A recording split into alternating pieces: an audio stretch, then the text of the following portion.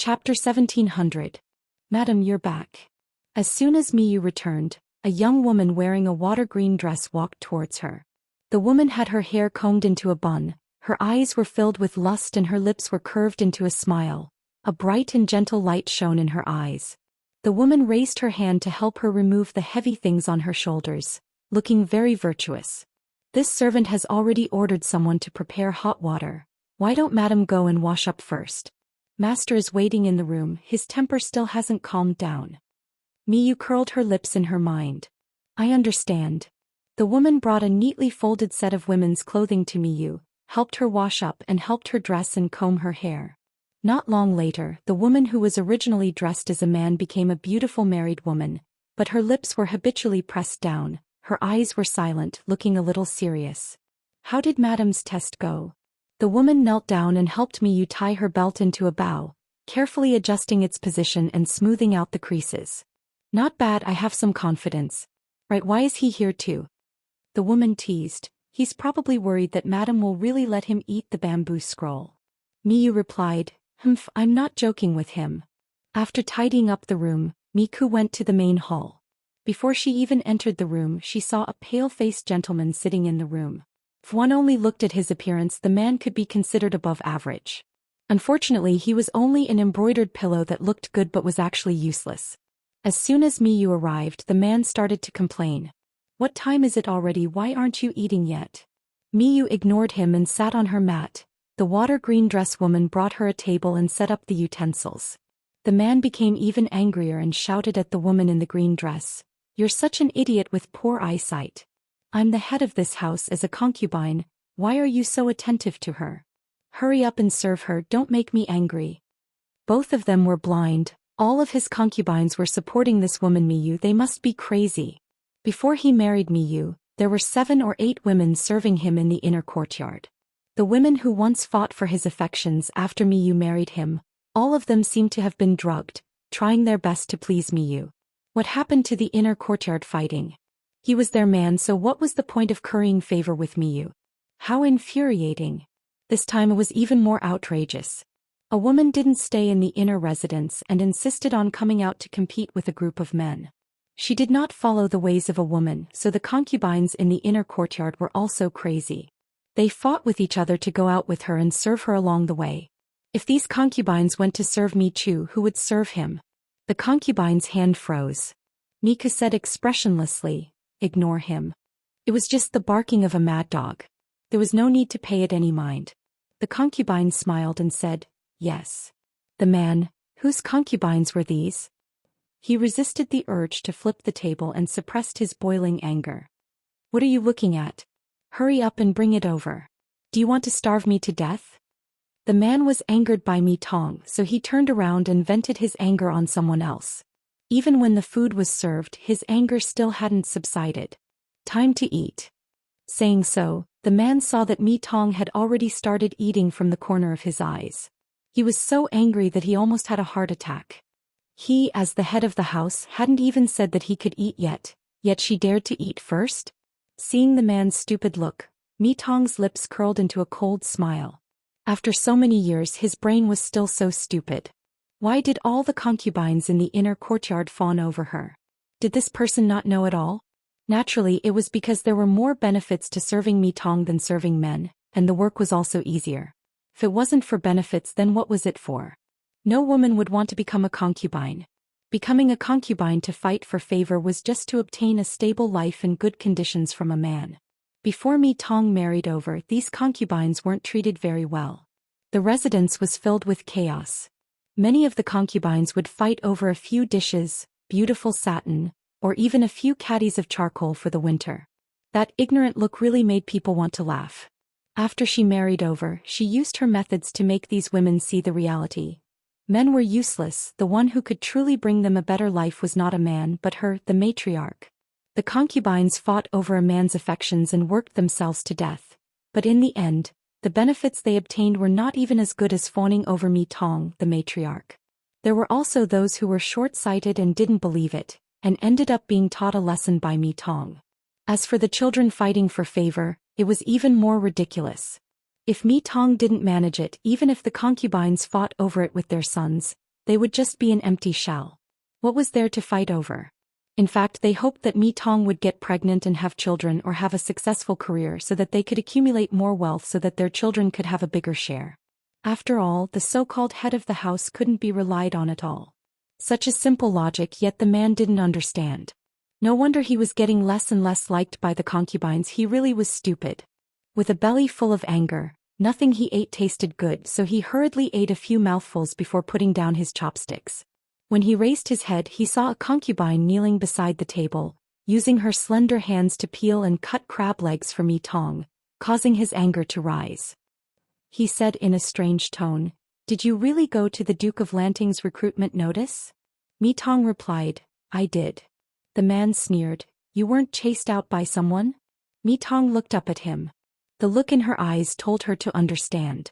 Women should just stay in the inner residence to take care of their husbands and children.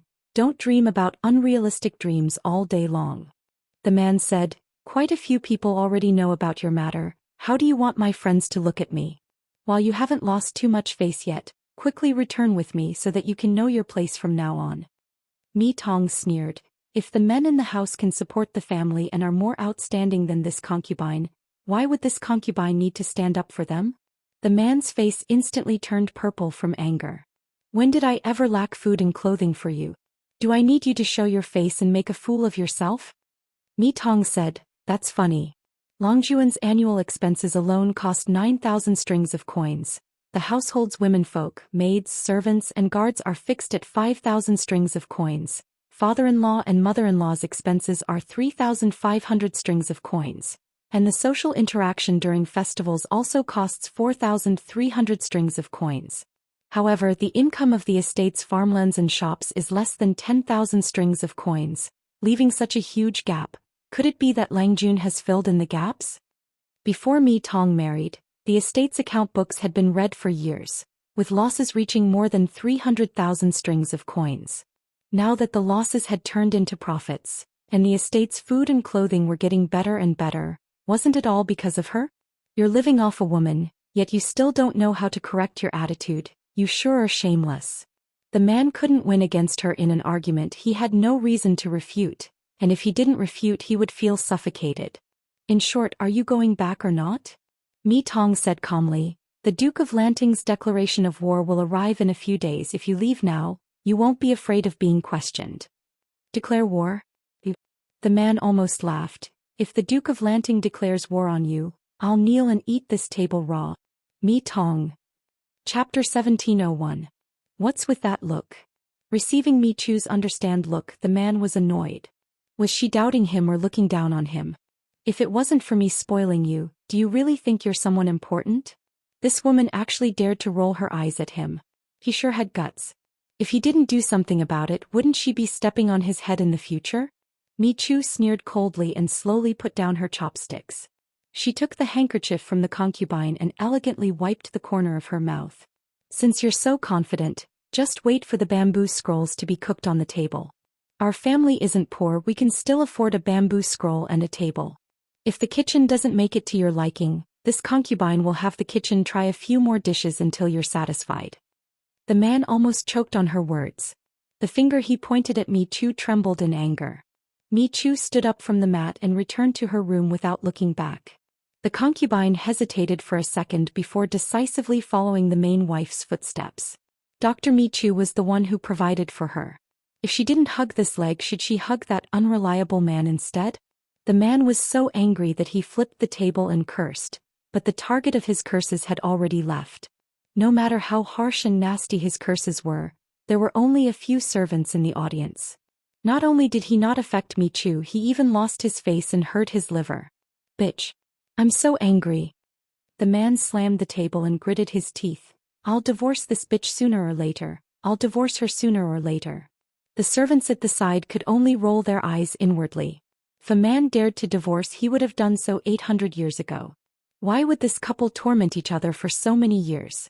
He couldn't understand it either. The first madam was both beautiful and talented. There was a wide market for her to remarry after a divorce. Why did she have to hang herself on this crooked tree? It wasn't just them who didn't understand. The concubines in the man's backyard didn't understand either. Michu was probably the main wife of every man's dream. She would serve the in-laws and raise their children. The entire residence would be well organized. There was no need to worry about the inner and outer courtyards. She never cared which concubine her husband slept in at night. If her husband wanted to take a concubine, she would support him. Even the money for the concubines was earned by her. Other than being tall, men didn't need to use their brains. What man wouldn't like such a virtuous wife? The only difference was that not only would this virtuous wife not flatter her husband, but she would also not be dissed by his gorgeous concubines every day. Instead, she could anger her husband so much that even his concubines would stand on her side. Speaking of which, it was very mysterious. Outsiders couldn't see through it at all. In the study, the concubine used the pair of hands that men loved to use to massage Miyu's shoulders. Her strength was just right and her technique was also very experienced. Miku was leaning against a table, flipping through a book, his brows furrowed and relaxed from time to time. The concubine couldn't help but advise, "Why doesn't Madam talk to Master?" Michu flipped a page and replied without even lifting her eyelids, "What do I have to discuss with him?" Saying too much would only anger oneself. Anger would harm the liver, and liver harm would shorten one's lifespan. For the sake of such a man's slow suicide, she was lucky. The concubine said, "Old Master always makes Madam angry and Madam is also vexed. Why don't you pacify him so that he won't disturb your studies?" Miyu sneered, "Is he even worthy?" The concubine, thinking back to her own master's conduct, fine, he really isn't worthy. There is one thing that this concubine doesn't understand. If Madam is willing to answer, why don't you help this concubine? Miyu said, "What is it?" The concubine said, "Madam is talented and beautiful and you are also young. If you divorce and remarry, you won't have to worry about not being able to find a man of your caliber, so why waste your time on Master?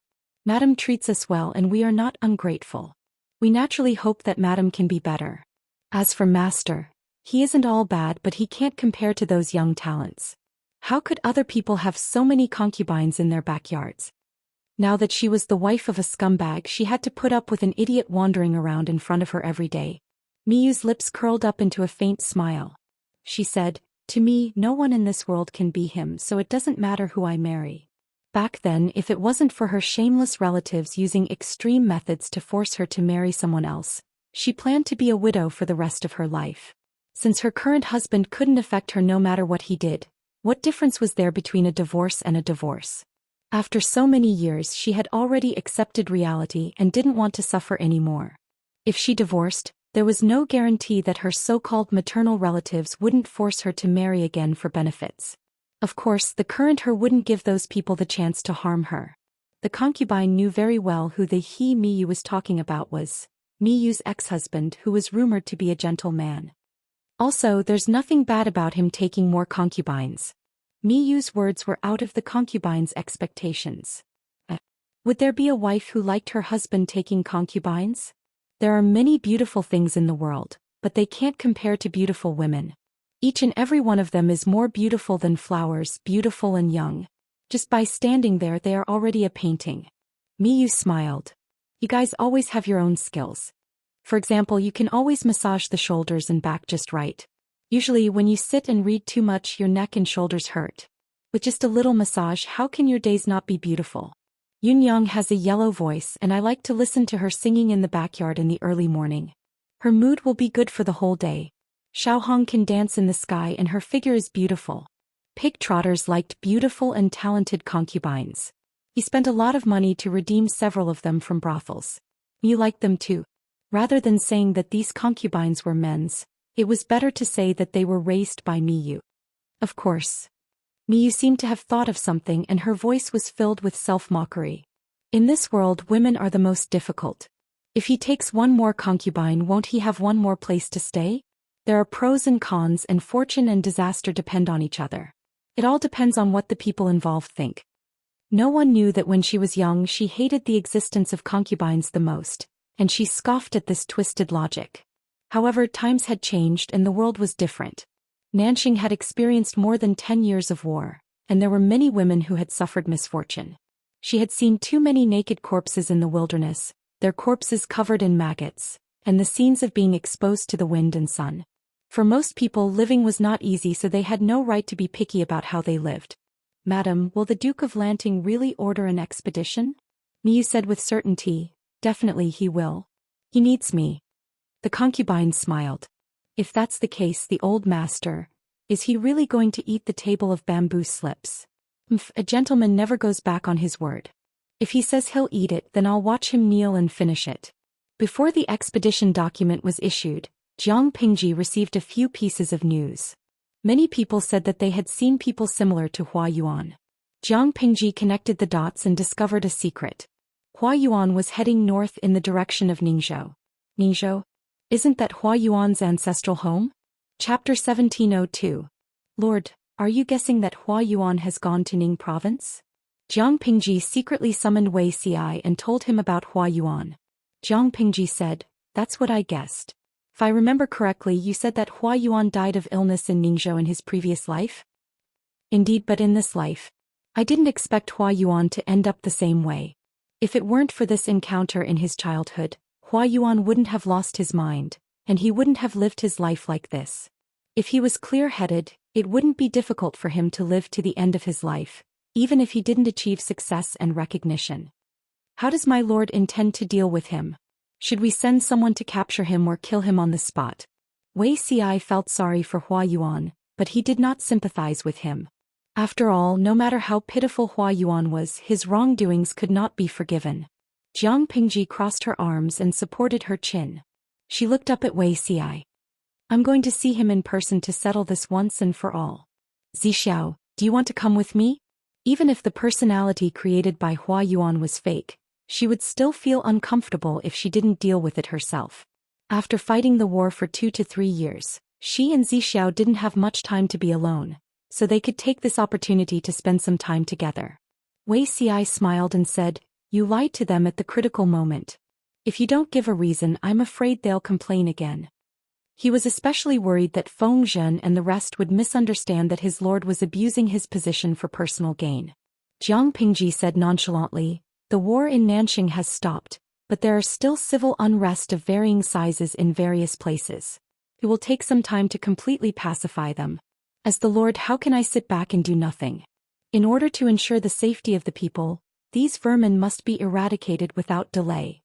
Was she someone who abused her position for personal gain?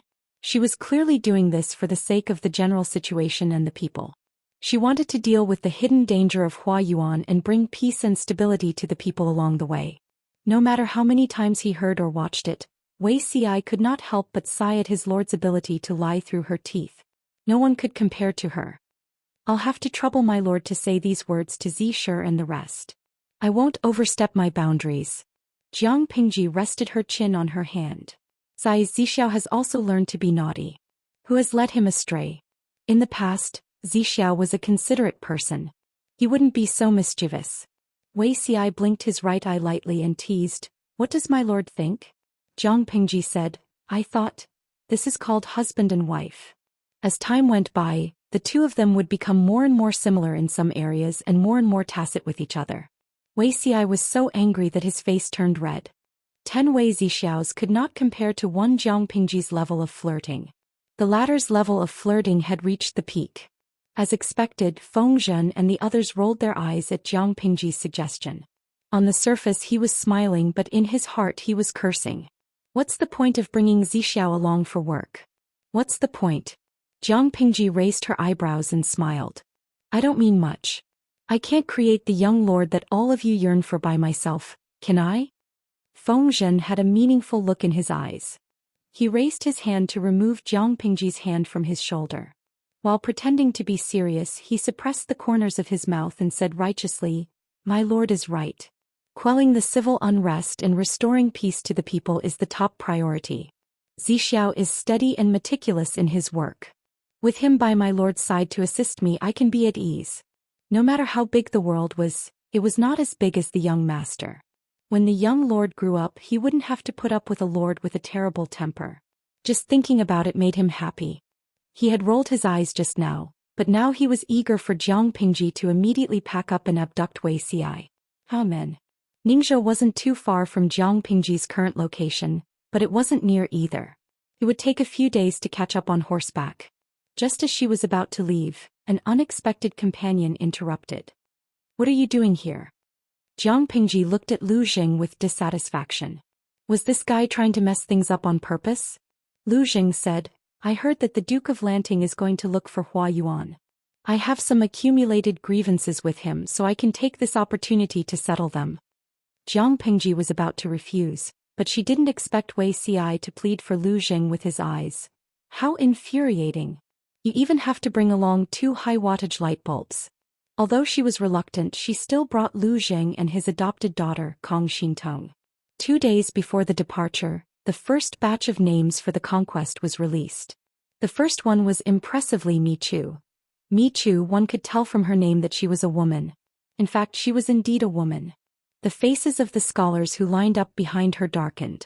Even if they were roaring in their hearts that there was something shady and unfair, they still acted reservedly and congratulated each other on the surface. It was a harmonious scene. The documents for the conquest were specially sent to the temporary lodgings of the scholars. When the congratulatory sound of the gongs spread from the alley to the manor, Mi Chu was standing in the courtyard and looking at the clouds in the distance. The concubine who was holding an umbrella for her to shade her from the sun asked in confusion, Why is it so noisy outside? I don't think it's noisy. Dad, it's very pleasant. Mi Chu said meaningfully, Tell the kitchen to prepare it. Madam, we just had lunch a quarter of an hour ago. Mi Chu said, The bamboo stir-fried table was prepared for the master. The concubine was stunned for a moment before she reacted. She immediately smiled and congratulated Mi Chu. On that day, the one who felt the most despair was probably Mi Chu's husband. When the good news of the conquest came, it was as if he heard the sound of a death knell. The words, My life is over, were circling in his mind. I won't eat it. I won't eat it even if I die. He would rather kneel to death than eat it. After all, they had been husband and wife for several years. He knew that Mi Chu's personality was the most serious. If she said that she wanted to eat the bamboo stir-fried table, she would definitely stuff it down his throat. Master, before the madam remembers it, let's escape first, shall we? The attendant suggested to his master with a bitter expression. After a while, the madam might forget about it. If we stay here any longer, the madam might come. Of the 36 stratagems, escape was the best. The man hurriedly packed his luggage and escaped with his guards.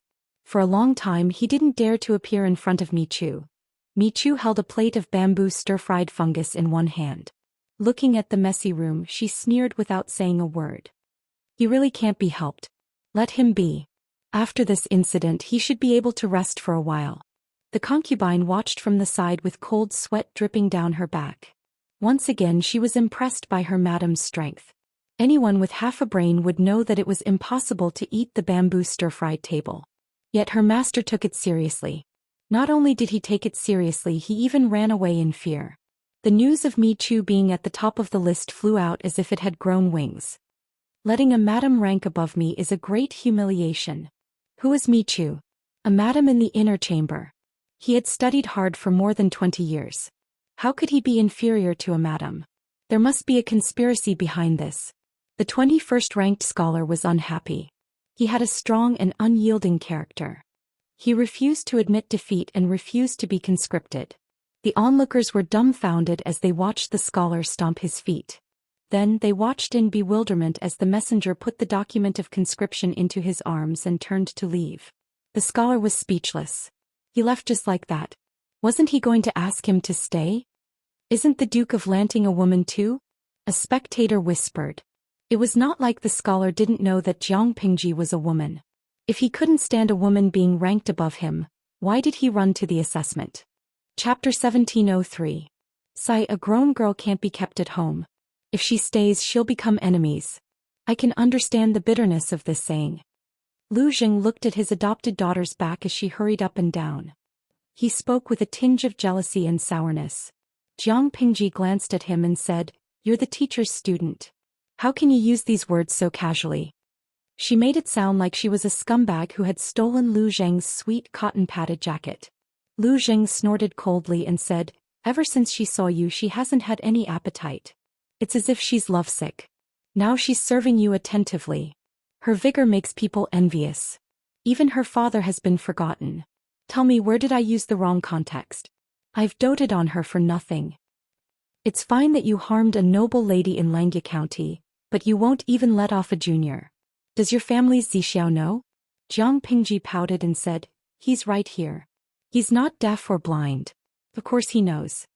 Wei Si, who was innocently implicated in the flames of war, could only smile awkwardly but politely. The journey to Ning province this time was not far, but it was not close either. Considering that the two scholars Wei Si and Lu Jing as well as the little girl Kong Xintong were accompanying them, Jiang Pingji ordered people to prepare a few more carriages. There were more than 1,000 entourage accompanying them. Everything was light. It was true that she was going to see Hua Yuan, but it was also true that she was going to pacify a small area of civil unrest along the way. It was impractical to bring only a few dozen people. Not to mention whether Feng Zhen and the others would agree, Wei Si alone would be difficult to pass. Not long after they left the city, Jiang Pingji became a little impatient. She invited Lu Jing and the others to play chess and chat. Wei Si wouldn't reject Jiang Pingji's suggestion, but Lu Jing was different. He rejected the invitation. It was impossible to play chess. It would never be possible to play chess. If Jiang Pingji pressed him against the chessboard in front of his adopted daughter, would he still have any dignity as a godfather? His mental preparation was ultimately ruined by his adopted daughter's sparkling eyes. Say, daughter, you have the opportunity to be close to your idol, but do you know how your old father will be ravaged? How could he have a chance to turn things around when this couple teamed up to bully him? It was impossible for him to turn over. He could only lie flat on the ground and let himself be rubbed against. Only then could he live. Sigh. Lu Jing looked at the chess game that he could no longer save. He threw the chess piece back with a thud and said, until today I still can't figure out how such a devoted and loyal person like Zixiao could fall in the hands of a person with the style of a prodigal son. Jiang Pingji smiled. Do you know what human nature is, Xiaoyin? Lu Jing didn't understand and couldn't help asking with his eyes. It's human nature to repeat and repeat. You say the same thing every time you see me. Even if you're not sick of it, I'm sick of it. Zixiao is your shitty, not your daughter. You're like an old father whose daughter has been snatched away. As soon as you see your son-in-law, you grab hold of him and repeatedly warn him, grieving over and over again. Sigh, God, please open your eyes and let you only have a son in this life. If you give birth to a daughter when your daughter marries, wouldn't it be equivalent to digging out your heart? You don't know how sad you would be.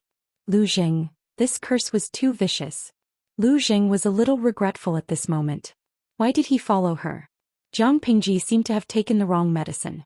She attacked him accurately every few days, so much so that Lu Jing began to doubt his life. At the thought of having to face such a lord for the rest of his life, Lu Jing suddenly felt that his life was gloomy and he couldn't see a trace of light. Wei Si couldn't help but say a few good words for Lu Jing. Jiang Pingji wrapped her arms around his neck and laughed softly. Her warm breath hit the sensitive part of his neck.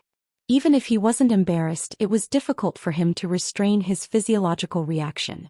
His ears were automatically dyed a translucent blood red, making his skin look even more delicate and fair. He raised his hands to hold Jiang Pingji's armpits to prevent her from sliding down. At this moment, his mood was like the spring breeze in March gently caressing the willow branches. His heart almost melted into water. Who asked Xiaoyin to be so insensible? It's rare for me to have the opportunity to travel with you, but the father and daughter just had to join us. It's inconvenient for some things. Jiang Pingji gritted her teeth when she thought of this. She stretched her legs and stepped on the hem of Wei Si's clothes. Her feet without socks looked even whiter against the layers of stone-colored clothes. Wei Si's eyes darkened slightly when he saw this. He groped around with his right hand, grabbed the scattered socks and put them back on for her. Jiang Pingji said, you too. You don't know what's good for you. Even though Jiang Pingji didn't think it was a big deal to run around in a bikini, for the people of this era, a naked arm and a leg were considered private parts. For those scholars who were introverted on the inside, the lethality of having a pair of feet was even greater than being naked. Wei Si's nose turned red from her teasing. He pursed his lips, put the socks on for her and tied the straps. Sit properly. Jiang Pingji curled her lips and moved to sit not far from him. Wei Si secretly heaved a sigh of relief. In both his previous lives he had been a restrained and polite person. In his memory, the matter between a man and a woman should happen at night, and the location should be limited to the room. Even if they flirted during the day, they should only be around each other. What about now? There were indeed only the two of them in the carriage, but there were other people outside. Even though Wuxia had cultivated for 2 lifetimes, his skin was still not thick enough to support him to do things that were out of line. Jiang Pingji looked at Wuxia's red earlobes and the thin layer of sweat on the tip of his nose. She couldn't help but smile. In all honesty, she really didn't have the intention to be a beast. Didn't he see that she still had the streaming room open? Even if she wanted to do something to Wuxia, she would first close the streaming room. I heard that men who are introverted on the inside all have a characteristic. After they are introverted, they will be out of control. Why can't this be applied to you? Jiang Pingji shook her head regretfully. She put her feet on Wuxia's thighs. I'm waiting for you to take the initiative. Nonsense. It's really rude to tease a gentleman like this. Wuxia took a deep breath and silently recited the Qingxin mantra in his heart. He lowered his eyelids and continued to flip through the unfinished book. He was obsessed with reading, unable to extricate himself. He stayed away from beauties and became a saint. Jiang Pingji wouldn't give him the chance to do so. She was bored and used her toes to clamp the silk ribbon that hung on his waist. She listened to the jade ornaments clinking against each other. The sound wasn't loud. It was far from the sound of rolling wheels. However, Wuxia's ears could only hear the crisp sound of the jade ornaments clinking against each other. His eyes couldn't help but move from the black and white words to the instep of her feet. He was very impatient. Jiang Pingji supported her chin with one hand on the table. Her body was half lying on the cushion of the carriage. Her eyes slid past Wuxia's fingers. The diamond ring was still on his finger. It was still as shiny as before after years of pulling it out. She smiled and said, Zixiao, do you still remember the day I gave you the diamond ring? Wuxia couldn't help but recall. All kinds of discordant scenes floated past his eyes. Not long after, he was so embarrassed that he blushed.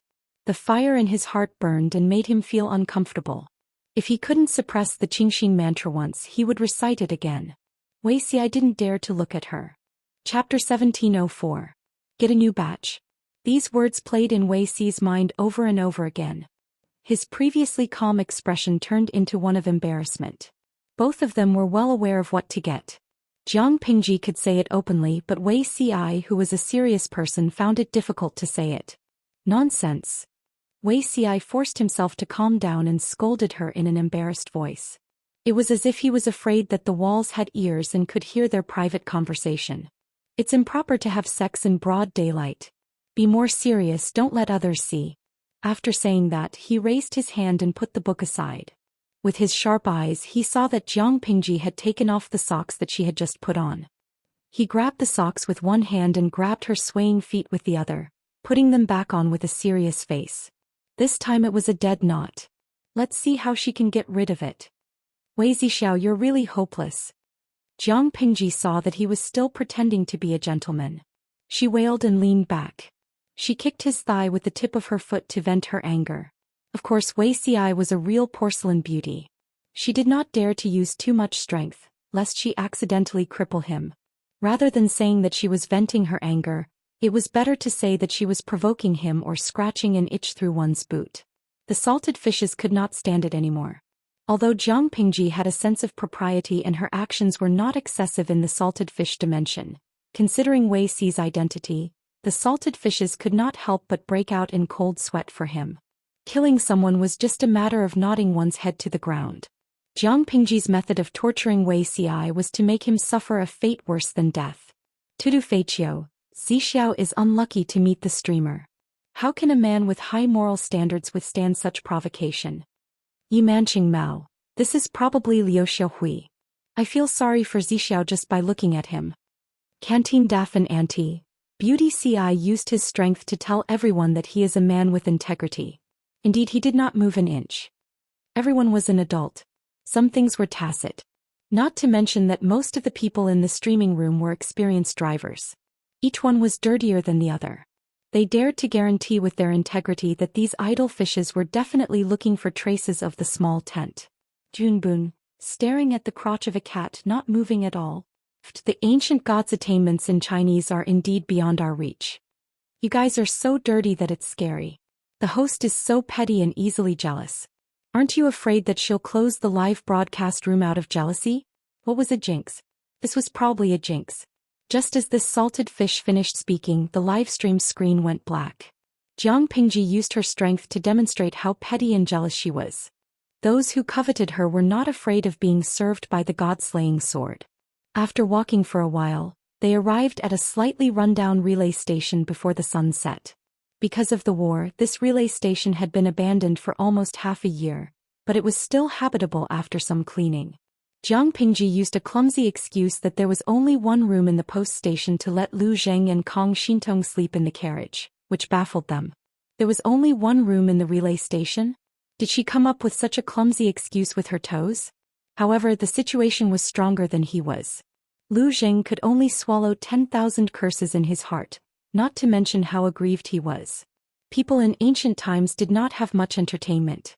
Once the sky turned dark, they would wash up and sleep. The rich could still light a candle and sleep later. Jiang Pingji was not a poor person. Lu Zheng had pledged allegiance to her, so he would not be unable to even light a candle. Thus he lit a lamp and read for a while. At the same time he checked on Kong Xintong's learning situation for the day. As a strict godfather, he was very strict with his child's education. After a day's journey, the carriage was also bumpy. Kong Xintong was naturally very tired, but she still forced herself to take the test and prepare for the next day's lessons. After burning 2 oil lamps, Lu Zheng saw that Kong Xintong could not take it anymore, so he sent her back to her carriage to sleep. Lu Zheng was an adult, so he was more energetic than a child. He was not sleepy yet. He wanted to find Wei Xi for a chat, but he realized that Wei Xi was not in his carriage. Lu Zheng? Where did Wei Xiao go? He asked a few retainers who were on night watch. Some shook their heads and said they did not know, while others said that Wei Xi had just left. Lu Zheng's first reaction was that something had happened to Wei Xi. Then he thought of another possibility. He looked in the direction of the relay station, and his face was as colorful as an overturned seasoning plate. Wei Xi was really in trouble. His chastity had been lost. After all, he was an adult. It was normal for him to have time to do interesting things. However, Lu Zheng felt awkward when he thought of their relationship. Lu Lanting is still as shameless as ever. She has even led Zixiao astray. That was what he said, but when he thought of the future young lord, he could only pinch his nose and bear with it. When the future young master was able to hold his own, he would immediately kick this unreliable big pig trotter away. Unfortunately, Lu Zheng's plan could not be achieved in a short period of time. In the pitch-black room, one could not see their own fingers. Only the sound of a kitten's panting could be heard. Sounded like there were 2 people. When the moon was in the middle of the sky, the intermittent noises gradually died down. Not long after, a woman's slightly hoarse laughter could be heard. Didn't Zixiao say that he dared not overstep his boundaries? Wei Xi's heated brain cooled down and his rationality returned. As he recalled the previous scene, the temperature of his cheeks soared. Jiang Pingji said, "You are allowed to overstep your boundaries in this matter. After all, it requires 2 people to cooperate. We can do more research." Since she said that, Wei Xi could not continue pretending to be deaf and mute. What if outsiders know about this? How can outsiders know about the pleasures of the bedroom? If you are worried about this, then so be it. We might as well cut our hair. One will become a monk and the other will become a bhikkhuni. We'll cut off our 7 emotions and 6 desires. Since we can't cut off our emotions, we'll be content with our lot and be a secular man and woman. Jiang Pingji said, "I feel that I was not restrained just now. I can better understand what the ancestors said about being like a fish in water. How boring is it to be the same? Innovation is the true principle." Jiang Pingji tried hard to turn Wei Xi onto the wrong path of being a beast in human clothing, but Wei Xi had too much integrity. Her efforts were minimal. "You're speaking nonsense." Fine. If you say it's nonsense, then it's nonsense." Her bare arms, which were covered in a thin layer of sweat, nimbly circled around his neck. Jiang Pingji took something out of nowhere and dangled it in front of his eyes. The corners of her lips curled up. She smiled like a man-eating female demon, at least in Wei Xi's eyes. "The night is long and I can't sleep. Zixiao, can you go to Baiyun village?" They fooled around for a long time. It was not until the second half of the night that they fell asleep in each other's arms. The young master that Lu Zhang and the others had been thinking about for a long time was thrown to the ground by Jiang Pingji mercilessly. Tomorrow they would be burned together and their corpses would be destroyed. It was really so. Chapter 1705. Are you scared? Jiang Pingji sat by the stream and washed her hands. She wiped the god-slaying sword and its scabbard, washing away the bloodstains on them. When she lowered her head to wash her hands, she noticed that Lu Zheng's adopted daughter was looking at her. Jiang Pingji smiled and waved at her, calling her over. Kong Xintong seemed to have woken up from a dream. She seemed to have thought of something. She walked forward with a blushing face and bowed respectfully. I'm not scared. Kong Xintong nodded heavily to make sure that she was not scared. Jiang Pingji used her slightly wet hand to stroke the top of her head. Her movement was not heavy, but it felt heavy and powerful. Even through the hair, one could feel the gentleness from her palm. Kong Xintong did not dare to move, but the blush on her face deepened. I'm scared. I saw that your face was whiter than the white clouds in the sky. Fear is not a shameful emotion, not to mention that you're still a child. Jiang Pingji let Kong Xintong sit beside her. The little girl sat on one side reservedly, her eyes darting around. Kong Xintong said, I'm really scared, but Master Lanting is here. I'm not afraid of anything. Jiang Pingji looked at the undisguised adoration and joy in her eyes. She could not help but smile. Well, if Xiaoyi knew, he would be furious. The daughter he raised with so much effort was stolen by me. Jiang Pingji shook off the water on her hands, wiped the water off the god-slaying sword with a handkerchief, and put it back into the scabbard. Kong Xintong said, My adoptive father admires Master Lanting very much. He speaks highly of you in private. Jiang Pingji could not help but laugh. Little girl Lu Jing will cry if he hears this. Thinking of the Red Lotus Saint girl, that Wei Ci mentioned, Jiang Pingji felt that the little girl in front of her was cuter. There were countless possibilities in life. She hoped that Kong Xintong's path would lead to happiness. Master Lanting, Jiang Pingji responded and gestured for Kong Xintong to continue. Kong Xintong took a deep breath and said with a blushing face, Do I have the talent to learn martial arts? Didn't you learn literature from your adoptive father? I heard him mention that you seem to have a grand ambition to compete with the world's scholars. One can't multitask. No matter how talented you are, you might not be able to achieve your goal if you share some of it with other areas. Kong Xintong said, This servant can sleep 2 hours less every day. Nonsense. You're still growing at such a young age. If you sleep less than 2 hours, you won't be able to grow taller. Kong Xintong lowered her head dejectedly and stared at the wooden clogs on her feet. Why do you want to learn martial arts? Jiang Pingji was more patient with her children, and Kong Xintong was no exception. I'm afraid that even a divine general can't compare to your heroic bearing just now. I'm very pleased. The passionate confession did not have a trace of the muddy color of the adult world. It was pure and passionate. Without waiting for Jiang Pingji to react, salted fish in the streaming room started jeering. Gui Kai Guo Fengxiu. In this live streaming room that sells dog meat, you can watch any of your cute scenes except for the harem fights. Whether it was the gay love between two men, the passion between a man and a woman, or the love between a woman and a woman, there were many kinds of explosive news and you could choose from them. It's not that I want to criticize you, but can you control your hormones? Don't mess with children. The Lord of Destiny. I don't believe that this is a proper streaming room anymore, and the host is even more so not a proper host. Xiaoshou Wushuang. Spending all my money to buy a new batch of CP shares, even though it's bound to be a loss, I won't regret it. Jiang Pingji laughed and said, Just because of this reason? Even though her goal was Hua Yuan, it was also true that she wanted to eradicate the civil unrest along the way. Nanxing was a vast territory. Jiang Pingji's army had conquered the whole of Nanxing in name, but there were still many places that were uninformed that were occupied by rebels and bandits. The local people were being bullied. She had just defeated a group of more than 1,000 rebels. The rebels were a group of unorganized and undisciplined mobs, so she got rid of them quickly and easily. However, there was not much difference in the number of people on both sides, so a wave of bandits rushed in. Jiang Pingji could only clean them up along the way. Coincidentally, this scene fell into Kong Xintong's eyes. She did not know what the girl was thinking, but she came over to tell her that she wanted to learn martial arts. Kong Xintong blinked, her eyes filled with determination. I also want to wield a knife and a sword.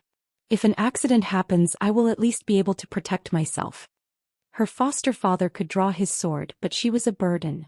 She had no other choice but to hide in the carriage. What she could not accept was not the corpses of the rebels. It was not facing death directly but facing death without any ability to resist. Jiang Pingji said, "If you want to learn, get your foster father to hire a martial arts master for you."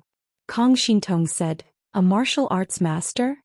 It's best if it's a retired martial arts master from the women's battalion. The killing methods they learn are more suitable for women to study." Kong Xintong nodded, but a sense of disappointment flashed in her eyes. Jiang Pingji said, "The methods that the women's battalion soldiers learn are all passed down by me."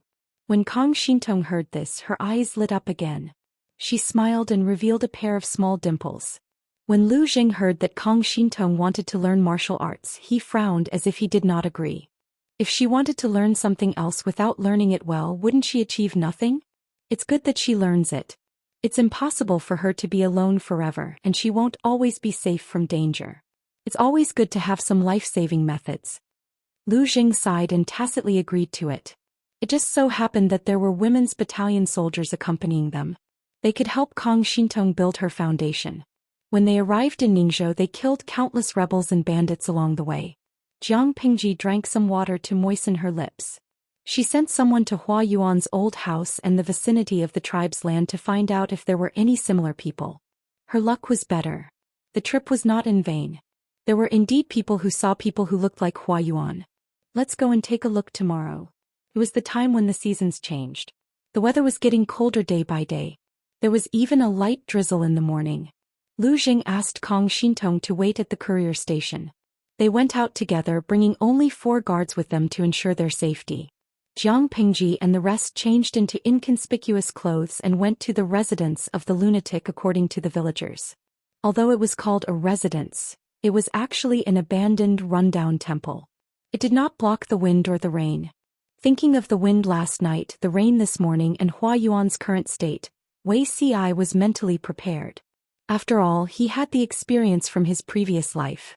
Jiang Pingji and Lu Jing were also mentally prepared, but after all they did not see it with their own eyes. Reality and imagination were different. "It's quiet here." As they walked up the rugged mountain road, they could vaguely see wisps of smoke halfway up the mountain. There was a small village with less than 30 households there. As they walked closer, they could see the shadows of people walking around. Not far from the village was a rundown temple. From afar, Jiang Pingji could hear the children's laughter as well as the low roars of beasts. The more the beast roared and struggled, the more innocent the children laughed. Chapter 1706. Jia. Let's go. You've ridden enough. Now it's my turn. Why isn't this lunatic walking anymore? I won't give you anything to eat if you don't. Prowl. As they got closer, even Wei Ci and the other commoners could hear the commotion in the dilapidated temple. A few children seemed to be arguing about something. Salted fish in the streaming room had a vague feeling that a storm was brewing. There were fewer bullet screens on the screen and only 1 or 2 lines occasionally floated by. Jiang Pingji said in a low voice, "Let's go." Lu Jing vaguely guessed something. His originally brisk footsteps suddenly became heavy, and some hesitation flashed across his face. As they got closer to the dilapidated temple, everyone could see what was happening through the cracked walls of the temple. Jiang Pingji's face suddenly darkened. Among them, only Wei Ci remained calm. Because in his previous life he saw a completely unfamiliar Hua Yuan at the same place at a different time in the same dilapidated temple. When he found Hua Yuan in his previous life, he was completely crazy. The children in the nearby villages teased him and rode him like a beast. If they were happy, they would tease him. If they were unhappy, they would hit him with stones. They played a game of heroes killing ferocious beasts. The children played the heroes, and Hua Yuan was the ferocious beast that they killed. These children were naturally evil. When they were naughty, they would put their urine and feces in broken pottery bowls and tease Hua Yuan to drink or eat. Rotten eggs, dead rats, cockroaches, bedbugs, stones, and even pig and dog feces were the children's tools for pranks. Hua Yuan, who was teased by them, would only laugh foolishly. If he was bullied, he would only whine helplessly like a cub and struggle meaninglessly. Even though Wei Ci had a grudge against Hua Yuan in his previous life, He could not help but soften when he saw this scene. He used to be a person who stirred up a storm, but now he ended up like this. He did not want to lose his mind, and all his evil deeds went against his conscience. He was like a puppet controlled by others all his life, and he had no control over himself. He did not know how the real Huayuan would feel when he woke up and saw himself in such a pathetic state. Wuxia had once softened and tried to take care of Huayuan. On the second day he received news that Huayuan had died in front of his deceased parents' graves. Perhaps death was the true release. He never thought that a similar scene would play out before his eyes for the second time. "What are you doing?" Jiang Pingji strode into the dilapidated temple. The 5 children of different ages were startled. They saw a few nobles in clean clothes standing outside the dilapidated temple. They could tell at a glance that they were not ordinary people. The one in front was very scary. They screamed and wanted to escape. One of them was riding on a beggar with unkempt hair and a dirty face. His legs were short and he couldn't move fast. When he turned over, he was so scared that he fell down. If it were anyone else, they probably wouldn't bother with a few children. Jiang Pingji was different. The child who escaped quickly was caught by the servants. The chubby boy bumped into her and she lifted him up by the collar. Children were the most sensitive. They could sense Jiang Pingji's aura more clearly. That was why Jiang Pingji liked children, but they didn't like her very much. The chubby boy's reaction was even more realistic. He didn't know how to struggle after being caught. He was so scared that he kept crying. 2 streams of tears rolled down his face, and milky white mucus flowed down his dirty nostrils and into his mouth. Lu Zheng's eyelids twitched. He was worried that Jiang Pingji wouldn't control her strength and pinch the children to death. The other children were caught by the servants. One of them was still naked. Judging from his previous actions, he had just peed on the beggar in the dilapidated temple. It was true that Jiang Pingji liked children, but she didn't like the kind that disgusted her. Beat them up and teach them a lesson. If their parents can't teach them well, don't blame others for teaching them. The servants did as they were told, but they controlled their strength. They only beat them until they cried, but they wouldn't hurt their muscles or bones. Their movements alarmed the villagers nearby. One by one they came over with a hoe, trying to get Jiang Pingji to release the children. Seeing the clothes and the swords hanging on their waists, the villagers were terrified again. Jiang Pingji didn't do anything to the villagers. She just let them take the children back so they could discipline them. If these little bastards were older. Jiang Pingji snorted. Her voice wasn't loud, but it was full of killing intent. Huayuan felt like he had a long and terrible nightmare. The scenes were intermittent. He could see clearly, but he couldn't control his body. He couldn't wake up. That was until a terrifying aura approached him and the ice-cold touch made him quiver. His muddled mind suddenly became clear. Huayuan's face was blank for a moment. After a while he looked like he was about to cry, or maybe he couldn't cry anymore. "Huayuan." An unfamiliar female voice came to his ears. Huayuan raised his head and looked. He was in a trance. This person, Master Lanting? Even though they had only met once many years ago, Jiang Pingji was a woman with a unique charm. It was hard to forget. Even though they hadn't seen each other for many years, he could still recognize her. Behind Jiang Pingji, Lu Zheng's face was full of disbelief. He didn't expect the dirty, ragged beggar in front of him to be Huayuan. His right foot seemed to be broken. The wound on his ankle had been soaked in the muddy puddle of the dilapidated temple and was rotting. Jiang Pingji said, "Yes." Huayuan looked a little uneasy.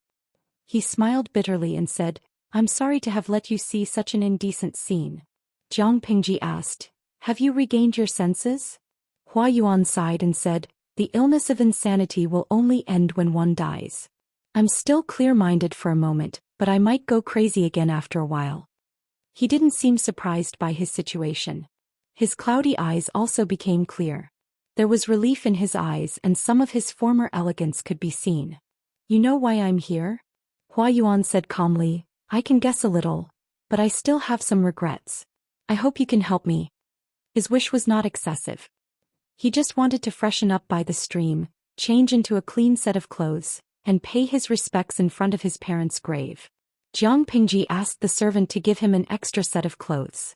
After washing up, Huayuan was no longer in a sorry state, but he looked more than 10 years older than before. His hair was mostly white. Lu Zheng said to Wuxia in a low voice, "Look at him. He can't even say half a word about the speech he prepared. No matter how much he hated Hua Yuan, he had to admit that Hua Yuan was quite a character. He could stir up trouble not long ago, but now, Wuxia asked him, "Your heart has softened?" Lu Jing said, "What's the point of being calculative with a lunatic who's always acting crazy? I don't even have the energy to think about it." "Your heart has softened, but he wants to die." Lu Jing was stunned. Chapter 1707. Hua Yuan supported himself with a tree branch and limped up the mountain. His crippled leg could only drag on the ground. Because the mountain road was rugged and difficult to walk on, he was so tired that his forehead was sweating and his chapped lips curled up. Lu Jing glanced at him and couldn't bear to look away. Outsiders felt sorry for him, but Hua Yuan seemed to have lost his sense of pain. There was no expression of pain on his face, but some relief and urgency. The closer he got to his destination, the more urgent his steps became. He even hopped on one leg for the last few steps. No one made a sound, but one of the squires accidentally stepped on something while walking, making a cracking sound. Hearing the movement, Jiang Pingji turned her head and glanced at it. She found that the squire had stepped on a piece of dirty human bone buried in the mud. Hua Yuan wasn't surprised. He turned around and walked over. He squatted down and picked up the bone that the squire had stepped on. His expression was somewhat absent-minded. He sighed and said, "After the disaster of Nanman, everyone felt insecure and uneasy. Our clansmen had to move away to avoid the disaster.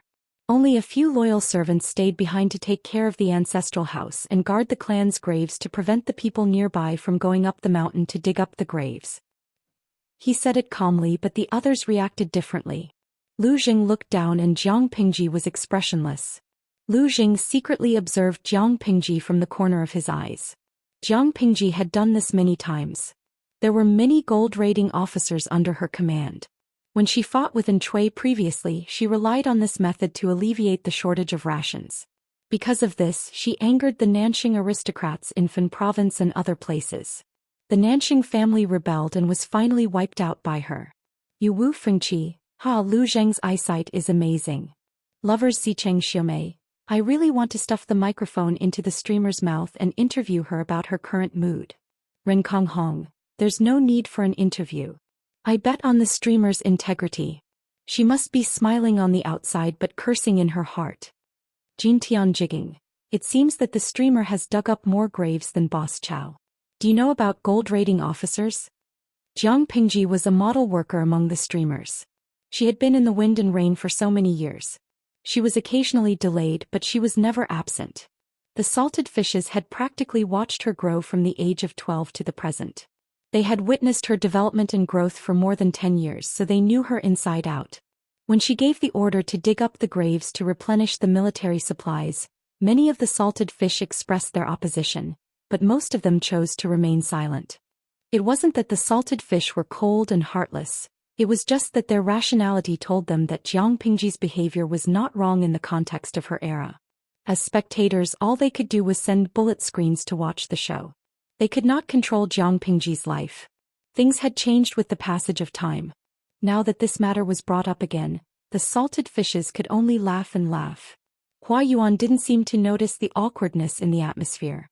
He continued to speak in a hoarse voice. There are a few villages on the mountain and at the foot of the mountain.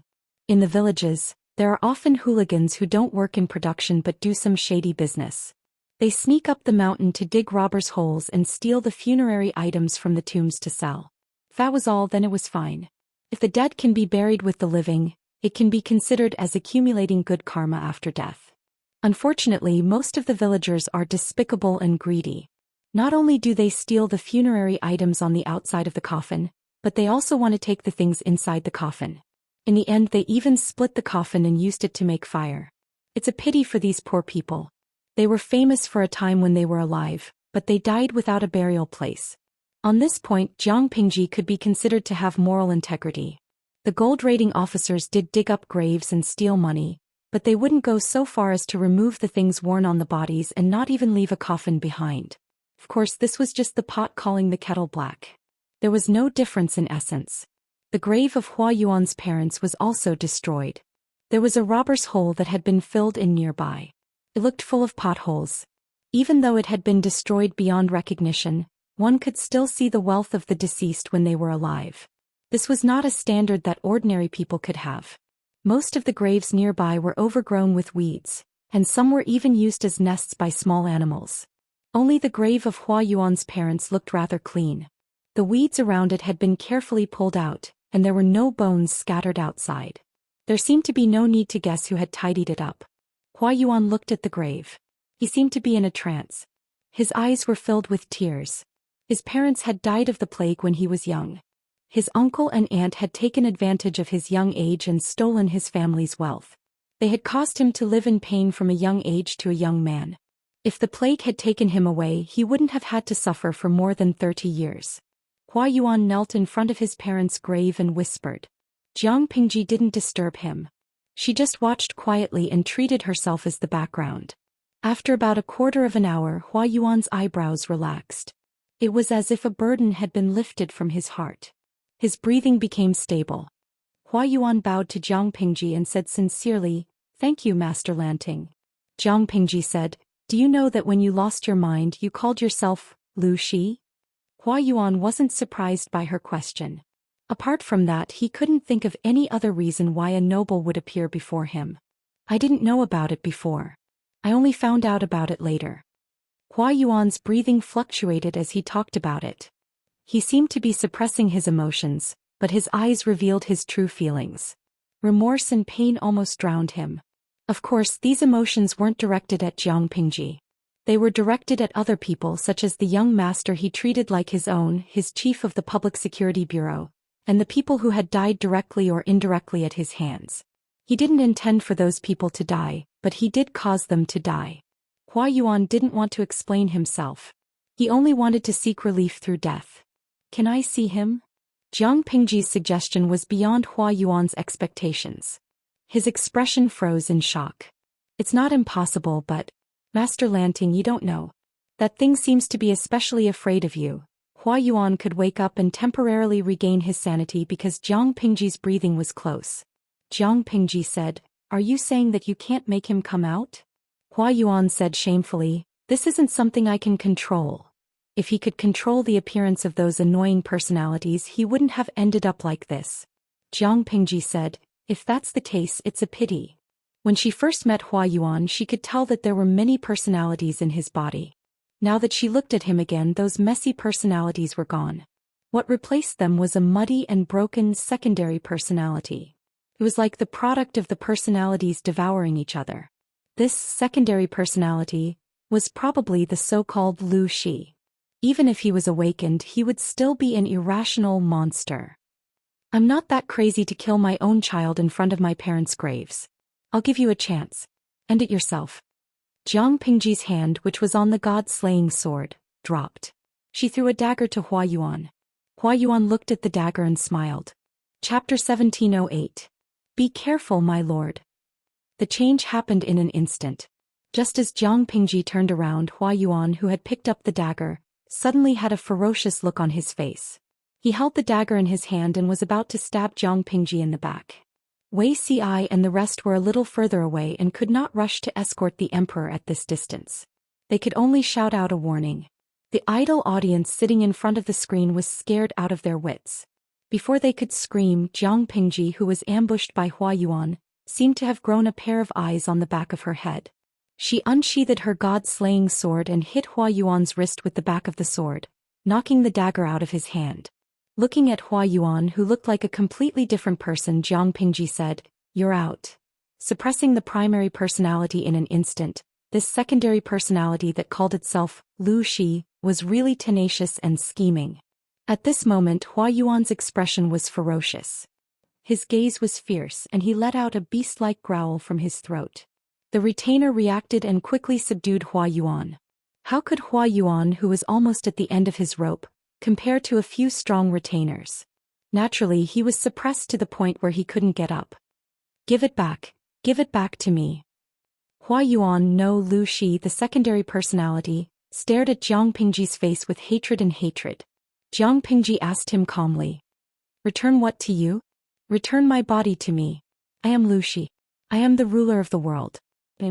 "You are not, I am." He opened his fingers and tried to grab the corner of Jiang Pingji's clothes, but she looked at him with pity. You don't even know who you are. Don't you think that's too sad? How could the other party be willing to listen to what she said? He tried for a long time but still couldn't get close. In the end he could only roar in pain. The red veins that covered his eyes made him look especially terrifying. Even when he was out of control he was still quite strong. The squire had no choice but to use extreme measures. One of them pressed down on Hua Yuan's head and forced him to lower his head. You monster! You've taken over my body. You're the monster. His voice carried the hoarseness of a wild beast. Even though he was restrained by several subordinates, he still used all of his strength to resist. Go catch her. She's a monster. Lu Zheng and Wei Xi caught up to them. They were so frightened that their breathing was in disorder. Their faces were still full of shock. Is the Lord all right? Why did Hua Yuan suddenly lose his mind? The scene from before was truly too thrilling. Who could have imagined that Hua Yuan would suddenly launch a sneak attack? If not for the Lord's superb martial arts, she would have been ambushed. Just thinking about that scene, Wei Xi's face was as pale as a wall that had been painted white. Jiang Pingji comforted them with a gentle voice. Don't worry, a mere madman can't hurt me. Don't you know how powerful I am? Not to mention that Jiang Pingji was always on guard. Even if she was defenseless, the opponent would not be able to hurt her at all. Wei Xi secretly glanced at the deranged Hua Yuan and suggested in a low voice. Your Highness, you should hand him over to Ci and Xiao Yin to deal with. He still had a lingering fear from the scene just now. He was really worried that something bad would happen again. Jiang Pingji waved her hand and refused. She would be even more worried if the two of them were to face the crazy Hua Yuan. It doesn't matter. I have something to say to him. I'll be fine after I'm done. Wei Xi and Xiao Yin could not argue with her, so they could only obey her orders and retreat. Before the entourage retreated, he used hemp rope to tie Hua Yuan up. He used a lot of strength and almost lost a lot of weight. Jiang Pingji looked at Hua Yuan, who was unable to break free, and the corners of her lips curled into an unfriendly smile. She used a volume that only the two of them could hear and asked, You said you are Lu Xi? Hua Yuan's second personality stared at Jiang Pingji with a venomous gaze, as if he wanted to use his eyes to kill her. I said you are pitiful. You really are pitiful. You've lived such a painful life that you can't tell the real from the fake. Jiang Pingji did not mind. Instead she smiled and squatted down to eye level with him. Lu Xi died at the age of 12. The person in front of you who is using the identity of Lu Xi is someone you don't even know. Tell me, are you Lu Xi, or the me in front of you? This personality, to be precise, should be the Jiang Pingji in Hua Yuan's imagination. The reason why he called himself Lu Xi was that Jiang Pingji's real identity had never been made public. What do you mean? The second personality panted as if he wanted to see through Jiang Pingji's facade. Jiang Pingji said, I mean there is no Lu Xi in this world. If there is no Lu Xi, then who are you? You lied to me. Jiang Pingji sneered. Whether I lied to you or not, shouldn't you know best in your heart? As she spoke, she reached out and touched the space between his eyebrows with 2 fingers. It was a simple action, but it made the other's body tremble uncontrollably. What are you trying to do? He tried to turn his face away from her hand, but he failed repeatedly. Go to sleep. Everything will be over when you wake up. As soon as she finished speaking, the second personality felt a force pulling him out of his body. His limbs and bones were in excruciating pain. Kimen, sorcery? After a while, Jiang Pingji's hand clenched into a fist, as if she was holding something in her palm. She exerted a little force and crushed it. The second personality only had time to let out a short and sharp scream before he quickly calmed down. After that, Jiang Pingji's gaze did not leave Hua Yuan. She watched as his eyes turned from cloudy to clear and his rationality returned. When he realized what had happened, Hua Yuan could only smile bitterly. I, Master Lanting, have failed to live up to your good intentions. Jiang Pingji had kindly given him a chance to kill himself to preserve his dignity. She did not expect the second personality to jump out and cause trouble. After all the twists and turns, she still had to do it herself. If there is a next life, open your eyes wide and reincarnate into a good one. She did not like Hua Yuan, but most of her disgust was directed at the second personality who stirred up trouble. Compared to her, the main personality was somewhat innocent. Hua Yuan heaved a sigh of relief. Thank you. As he was about to die, he did not mourn. Instead, he smiled in relief. To him, death was liberation and a new lease of life. As soon as he finished speaking, a dazzling white light flashed before his eyes. His neck felt slightly cold. Before he could even feel the pain, his head had already fallen to the ground. Go and bury his body. Build a new grave next to his parents. If we leave him alone, he will most likely become dinner for the beasts nearby. Jiang Pingji sheathed the god-slaying sword and ordered her entourage, gather a complete corpse for him. When they descended the mountain, Wei Ci saw that his lord was still pursing her lips. He thought she was still angry about Hua Yuan. My lord, you don't seem to be in a good mood. Is it because of Hua Yuan? Jiang Pingji said, half of it is and the other half is not. According to Wei Ci, Hua Yuan had lost his mind in his previous life. However, the fact that he had split into a Lu Shi in this life made Jiang Pingji somewhat concerned. She had personally come to take a look, thinking that there would be some clues. She did not expect it to be simple schizophrenia. Chapter 1709. Nanxing was the unluckiest of the 5 countries in the world. First, Nanxing was destroyed and the Nanman massacred. Then the feudal lords rose up and formed an alliance to fight against the barbarians. After more than 10 years of war, all the prefectures were in a state of waiting for development, but from time to time mobs and bandits would cause trouble. Jiang Pingji had the intention to govern, but it was a long project that could not be solved in 2 or 3 days. Everything had to be done in a down-to-earth manner, one step at a time. After dealing with Hua Yuan's matter, Jiang Pingji was not in a hurry to leave Ningzhou with her people because something was holding her back. The flood in Ningzhou is so serious? Jiang Pingji and her people temporarily stayed in the prefecture government of Ningzhou. The prefecture government had not been renovated for many years. It looked worse than the private houses of ordinary merchants. Fortunately, the prefecture government was not a jerry-built project. It could still be lived in after some cleaning.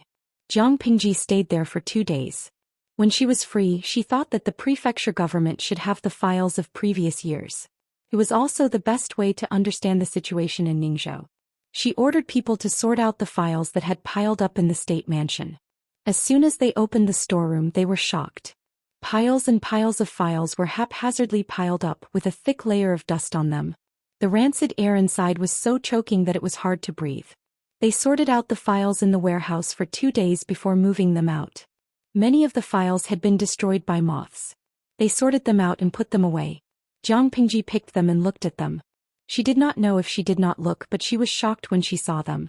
Not only were there unjust and false cases that had piled up for many years, but there were also a large number of flood records. After looking at them, Jiang Pingji knew that there would be floods in Ningzhou every few years. It would be fine if the floods did not come, but when they did, the mountains would be flooded. Countless people would die and many crops would not be spared. Jiang Pingji asked them to find the bamboo slips related to the flood control. In the end, she was speechless to find that there were not even 10% of such records. Many of the contents were perfunctory. Only after a lot of effort to sort them out did they come up with some useful information. Zixiao, send someone to find out if there are people who have lived in Ningzhou for a long time. Ask them about the flood situation over the years. Lu Jing asked, controlling the flood is not a short-term task. It consumes a lot of manpower, material resources, and financial resources. How long do you plan to stay here? She had to prioritize. The flood did not happen every year and it would not be effective in 1 or 2 years. Instead of wasting time here, Jiang Pingji might as well do something else and take complete control of Nanxing as soon as possible. If she delayed for too long, Zhongzhou would recover and she would miss the best opportunity to reclaim Zhongzhou. Lu Jing still did not know what Qiguan Rang and Sun Wen had done to Zhongzhou. The information was not on the same level, so his considerations were somewhat incorrect. If he had known that these 2 deities were stirring up trouble in Zhongzhou, causing the entire nation to be in turmoil, he probably wouldn't have said this. Jiang Pingji said, it's precisely because the flood control mission involves so much that I'm even more worried about handing it over to people I'm not familiar with. I'm afraid that they won't do a good job. At the very least, it's better to understand the details and strive to have a clear idea of what's going on. Then I'll hand it over to someone else so that I don't have to worry about the other party deceiving me. There would be no more wars in the short term.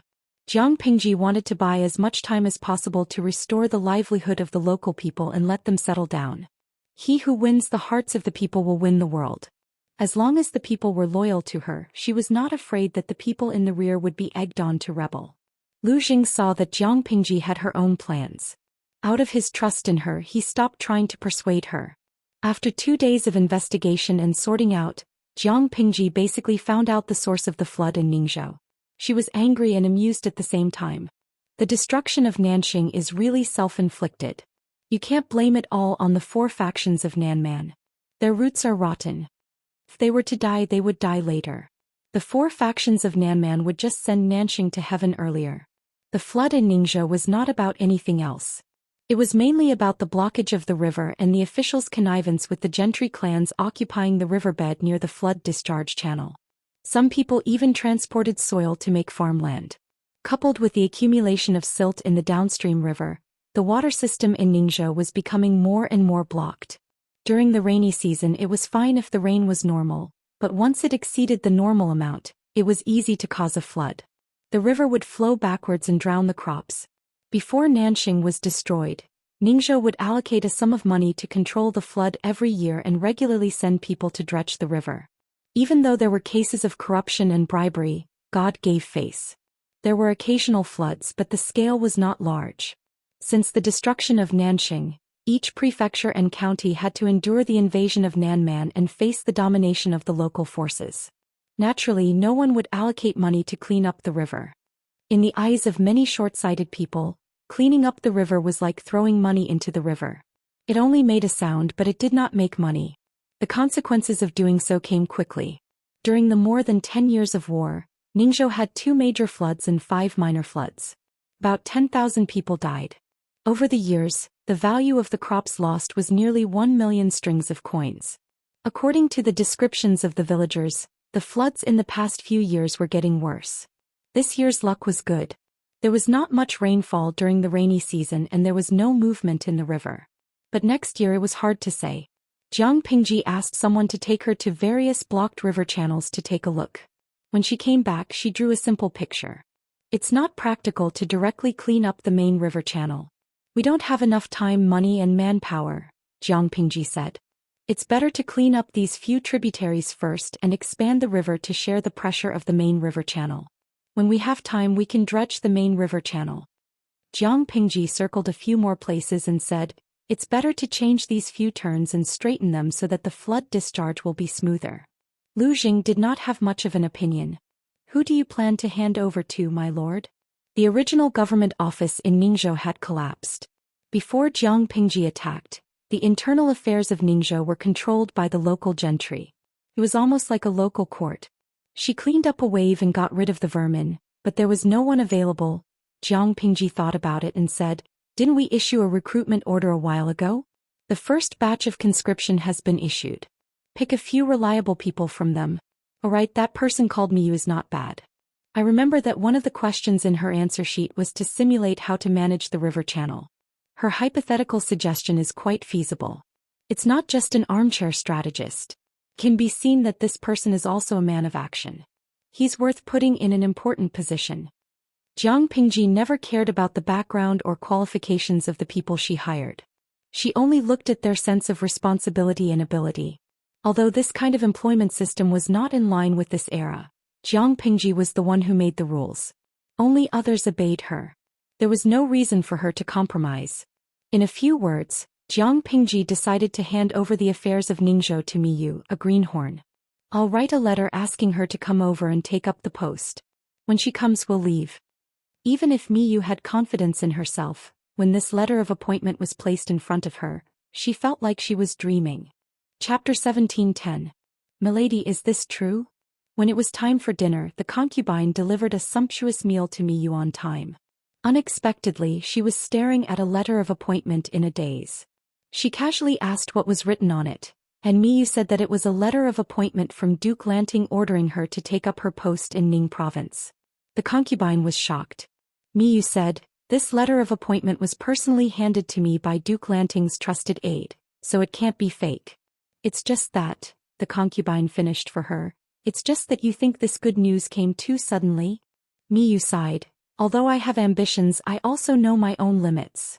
This was indeed a good thing that fell from the sky, but Miyu was worried that she would be crushed to death by the pie before she could eat it. The concubine smiled. This is the first time I've heard milady say such unconfident words. In the concubine's impression, this first madam of her family was a capable person. No matter what she encountered, she always seemed to have a well-thought-out plan, and no matter how difficult the problem was, she could easily solve it. This isn't something that can be solved with confidence alone. I've never met the Duke of Lanting before, and the only thing he knows about me is that recruitment event. Just how daring does he have to be to entrust such an important task to a person he doesn't even know of? Mika said. The concubine didn't understand the affairs of the bureaucracy, but from what Miyu said, it didn't seem like a good thing. Then what should we do? Could there be other secrets to this matter? Is he trying to capture milady to bear the blame? The concubine was a little anxious. She was really worried about Miyu's safety. After all, this family was basically supported by Miyu. If something happened to Miyu with just that irresponsible man, all the concubines in the backyard would have no one to rely on.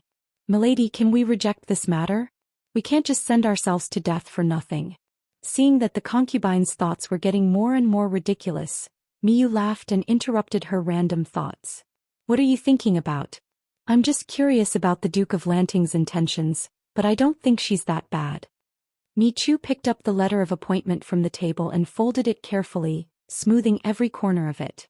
This letter was the key to her official career. Whether she would rise to the top or not, it all depended on this letter. Michu said, however, I also heard that the Duke of Lanting is a very unexpected woman. She likes to do things unpredictably, and ordinary people can't predict what she will do. The concubine was comforted by Miyu, but she still looked at her worriedly. We can also look on the bright side.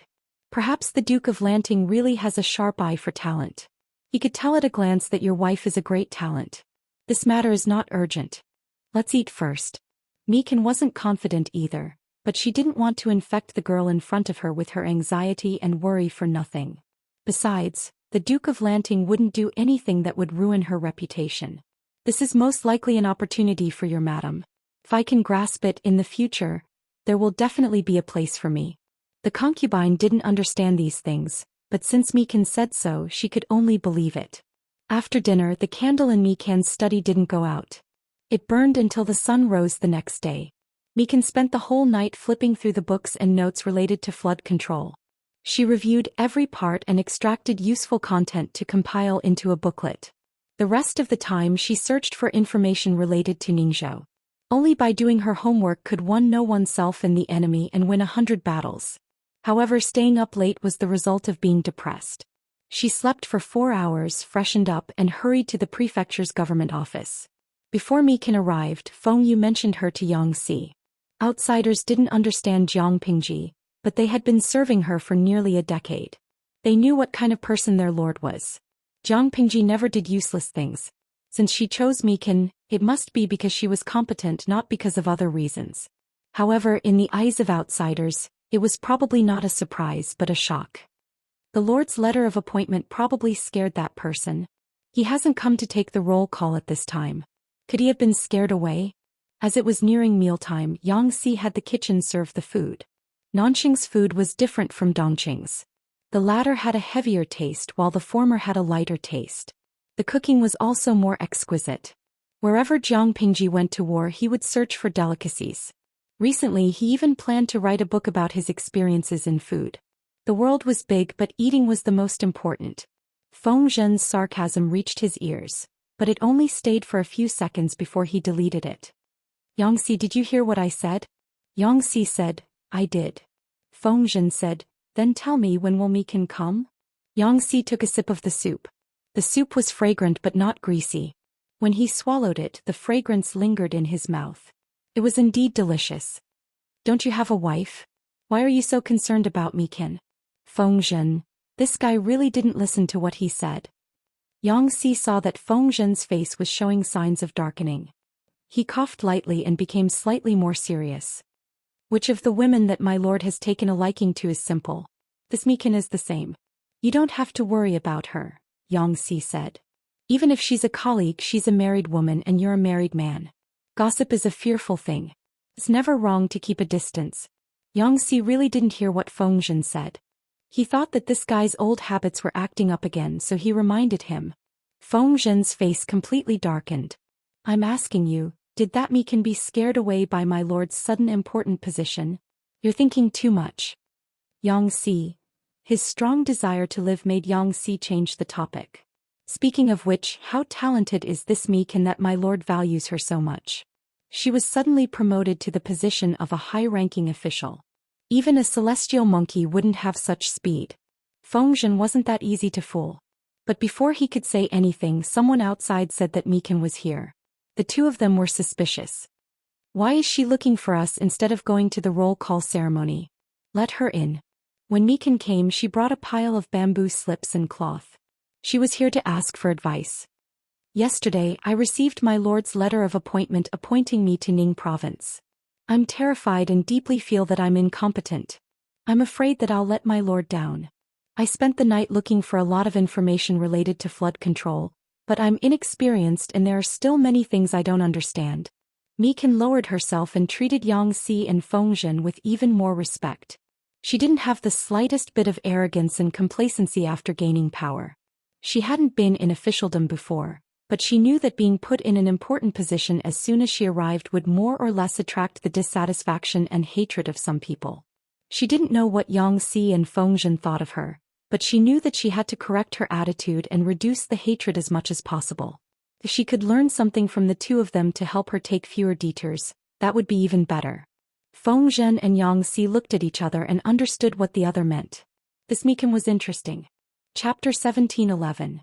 Michu's choice was undoubtedly correct. As an outsider who had been promoted to a high-level position within a few days of the conquest, there were many people who were jealous of her. With Feng Zhen and Xianxi's ideological awareness, they would not argue with her, let alone deliberately suppress Michu. But what about others? Could others trust Jiang Pingji's choice so much that they would not make things difficult for Michu? In places that Michu could not see, there were many people who were jealous and doubtful of her. Some just sneered and watched the show, waiting for her to fall from a high place. Others looked at her with eyes full of prejudice, carefully scanning every inch of her, trying to find evidence that could pull her down from her high horse. These people were still okay, they did not put their malice into action, but there were also people who had already planned to make her never rise again. Her starting point was too high. Many people struggled for years, but did not even reach 1/10 of what she had today. Her starting point was the end point of others. How could she not be jealous and resentful? Because of this, Michu had to be even more careful not to leave any evidence that others could use against her. As a smart person, Michu naturally understood this logic. She did not dare to neglect important officials like Xianxia and Feng Zhen in the slightest. Even though she was now a hot new noble in the eyes of outsiders, Michu still put on the attitude of a junior and seriously asked for advice. Rather than asking for advice, it was more like the three of them sat together and discussed, exchanging what they needed at the same time. As the exchange deepened, Xianxia and the others found that Michu gave them more surprises than they had imagined. It could be seen that their lord did not choose Michu to go to Ningzhou on a whim. It was indeed because Michu was the most suitable candidate. She had a good attitude, was humble, and was also smart. How could such a colleague not be liked? However, there was one thing that Xianxia did not understand, so he asked. I heard that Su Chun has lived in the inner house for a long time. Why is he so familiar with the rivers everywhere? Not only was he familiar with them, but he had also done a lot of homework. This amount of homework was not something that could be done in one night. It was clearly the experience accumulated over a long period of time, and it also needed to be investigated and understood on the spot. It was not something that could be done on paper. These shouldn't be the focus of the women in the inner house, right? Mika chatted with Xianxia and the others for more than 2 hours and learned a lot from them. The three of them also changed from the respectful way they used to address each other, calling each other by their first name. The surname Xuchong sounded a little strange, but since it was bestowed by an elder, there should be a deeper meaning behind it. Mika smiled and said, My grandfather used to be a governor for a few years and was fortunate enough to serve the people for a few years.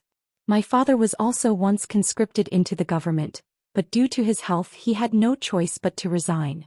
Although the two of them had not been officials for long, they had always been concerned about the common people. As a result, there were many books related to flood control at home. When I was young, I was influenced by my father and learned a lot. I never thought that there would be a day when I would be able to put it to use.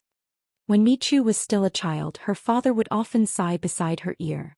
It's a pity that my son is not a man. Otherwise, he would definitely be able to compete with the young talents of the world. Michu was young, but she was very competitive. After she was enlightened, she was often praised by her elders, so she couldn't bear to hear even the slightest negative comment. Her father acknowledged her talent but rejected her because of her gender. This made Michu very unhappy, so she immediately retorted, "Father, your daughter is better at learning than anyone else. Why can't I fight for it?" Her cousins were all older than her, but none of them were as smart as she was. Even though they were enlightened a few years earlier than her, they were still beaten by her. Michu's father sighed and stroked his daughter's head. "Although my daughter is ambitious, the women of the world will eventually have to marry and have children, living in the inner courtyard. What does a woman in the inner courtyard need to learn? At most, she'll just have to help her husband teach her children, give her needlework and do some favors." Michu angrily slammed the bamboo scroll on the table. "Your daughter doesn't want to learn those things. Of course, you don't have to learn them now. But when you reach the age of 15 and are getting married, you'll still have to learn them well." Despite her young age, Michu had a good memory. Even now, she still remembered what her father had told her back then. As she grew older, Michu continued to be a top student. Those peers who were defeated by her couldn't catch up to her, so they used words to attack her. What's the point of a girl learning so many classics? No matter how well you learn, you'll still have to marry and have children. The inner courtyard doesn't have any use for these things, so isn't it a waste of time for you to learn them? You might as well learn the 4 arts. In the future, you'll be able to play the zither and flute together with your future husband, appreciating poetry and painting together. If you learn these wild things, how will your future husband's family be satisfied with you as their daughter-in-law? What a fool. Even if I learn it, it's useless. It's a waste of time and energy." While other girls of her age were chasing butterflies, admiring flowers, or boating on the lake, Michigan Chu did nothing but study. Studying was a tough job, so how could Michu enjoy it? But she couldn't take this lying down. If she gave up halfway, what kind of faces would these people secretly use to mock and ridicule her? She had studied for so many years, so why did they say useless was really useless? Who set this rule? Could it be those men who were inferior to her in every aspect, who had nothing but jealousy and sarcasm? Why was Michu still unable to forget her late husband? Because he was the first person Michu had met who understood and respected her. Not only were they husband and wife, but they were also close friends who shared the same ideals. In comparison, her current husband was really useless except for his face. Michu chatted with Feng Zhen and the others for several hours. Both of them learned a lot, and their impressions of each other gradually improved. After she left, Xianxia said with a smile, "Fortunately, Su Chun is a woman and our lord is also a woman. Otherwise, both sides would be at a disadvantage." What disadvantage? Naturally, it would be the loss of her reputation. If Jiang Pingji was a man and put Michu in an important position right from the start, not only would outsiders be jealous, but they would also make up a rumor that Michu seduced men with her beauty and took advantage of the situation. Once such a rumor spread, Michu's reputation would never be cleared. No matter how well she did, people would still gossip about her. There would always be people who would use the most malicious words to slander her, saying that her power, status, achievements and glory were all obtained from the Lord through her beauty. Only in this way could those petty people quell the jealousy in their hearts and absolve themselves of being useless and useless. If Michu was a man, that would be even more incredible. Wouldn't the rumors about his lord, who had been neglected for a long time, be spread like wildfire? Oh, that didn't seem quite right. His lord had put many people in an important position right from the start, and there didn't seem to be many scandals. This had always been an unsolved mystery. His lord was a female vassal, so why didn't people talk about scandals as if they were blind? Feng Zhen said, "Scandals?" Chapter 17:12. As long as it didn't involve any conspiracy, Jiang Pingji's actions were honorable. Thus, the news of her appointing Michu spread like wildfire throughout the Nanxing aristocrat circle. Who was Michu? Investigate. Even after more than 10 years of war, the aristocrats of Nanxing were greatly weakened, but a starving camel was still bigger than a horse. If they wanted to investigate a person, the news would be as fast as a galloping horse. Moreover, Michu was born into an aristocrat family and was famous when she was young. Many people had heard of her name and recognized her. Michu was a famous talented girl when she was young. Her late husband was also a famous talented scholar. They were a famous golden couple. Later, her late husband died of illness and Michu became a widow. After a few years of silence, her presence gradually faded. Some people vaguely remembered the interesting things that happened between her and her late husband when they were young, but they didn't know that she was forced to remarry. No one could have imagined that the name Mi Liang would be mentioned once again. It wasn't because of her talent and beauty, nor was it because she was someone's wife, but because she was Mi Liang, a woman who was given such a heavy responsibility right after she was conscripted. After digging deeper, outsiders found out that so many things had happened to her. Some people praised her as a role model for the legitimate wife, because as the first wife she managed her husband's backyard in an orderly manner. She had a harmonious relationship with her wife and concubines, and she could earn money to support the family. As her husband, he didn't have to worry about anything and only needed to eat, drink and be merry at home. Some people criticized her as a traitor. When the aristocrats of Nanxing tacitly rejected the recruitment order, she didn't know how to avoid arousing suspicion. She forgot her pride as an aristocrat for the sake of some glory and wealth. She wagged her tail at an outsider and begged. It was extremely laughable. Some people criticized her for being a sissy and inverting yin and yang. A rebellious woman like Jiang Pingji would be destroyed sooner or later. Michu had been well-read since she was young, yet she didn't understand the principles of yin and yang. Instead she learned from Jiang Pingji and rebelled. Wasn't she afraid of angering her ancestors? Of course, although these people criticized her verbally, they were actually jealous in their hearts. According to the current situation, no one could stop Jiang Pingji's footsteps to rule the world. Whoever helped her would have the credit of founding the country. Mi Qian's ancestors were lucky enough to be able to get this opportunity. These people probably said that the grapes were sour because they couldn't eat them. Their mouths were chattering but their hearts were filled with jealousy. Soon they found Michu's current husband. She had thought that even if her second husband was worse than her first husband, it wouldn't be by much. This man is really lucky. With such a wife he really doesn't have to do anything. If he were to marry a wife like Miku, it wouldn't be 30 years less of hard work, it would be 3 lifetimes less of hard work. Thus, some of his friends who heard the news came over to say sour words, while others took the opportunity to make friends. Perhaps they would need each other's help in the future. Mi Qian's husband thought that he had struck it rich. Even the person who was usually cold to him was talking to him, he couldn't help but feel a little smug. Later on, the more he listened, the more he felt that something was wrong. Only after asking did he find out that Michu had been placed in an important position right after he was subjugated. Knowing this, Michu's husband became a little distracted. His ears were filled with the admiration and flattery of others, as well as the flattery of Michu. There were even some people who secretly mocked him for being raised by his wife, saying that he was no different from a son-in-law who married into the family. He was furious but he couldn't say anything to refute. He could only swallow his anger and not dare to utter a word. What could he do?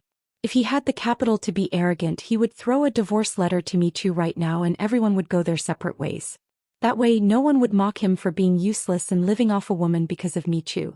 But the truth was he didn't have the guts to do so and his parents wouldn't allow him to do so.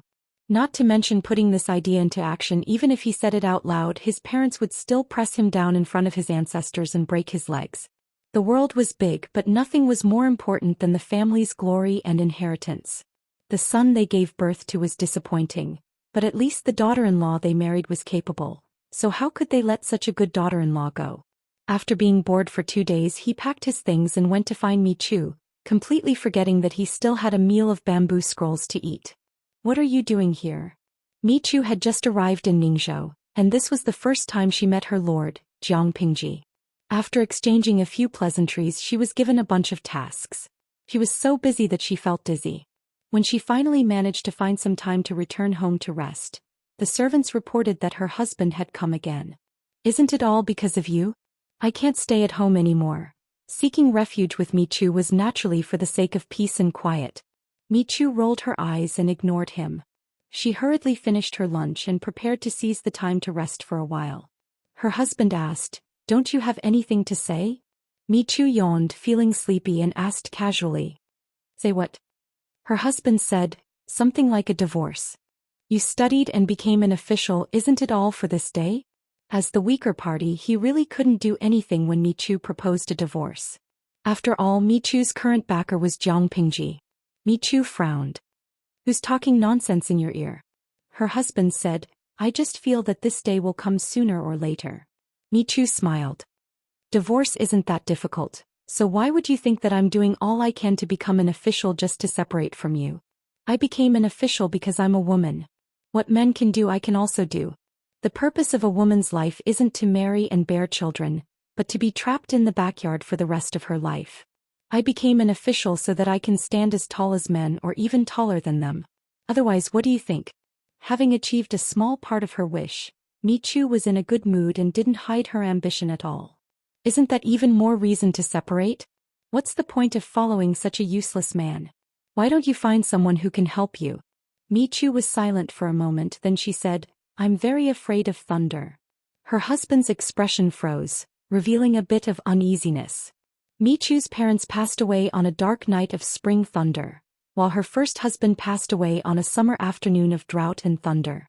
Normally, Mi Chu's expression wouldn't change even if MT Tai collapsed in front of her, but when it came to thunder she would tremble in fear.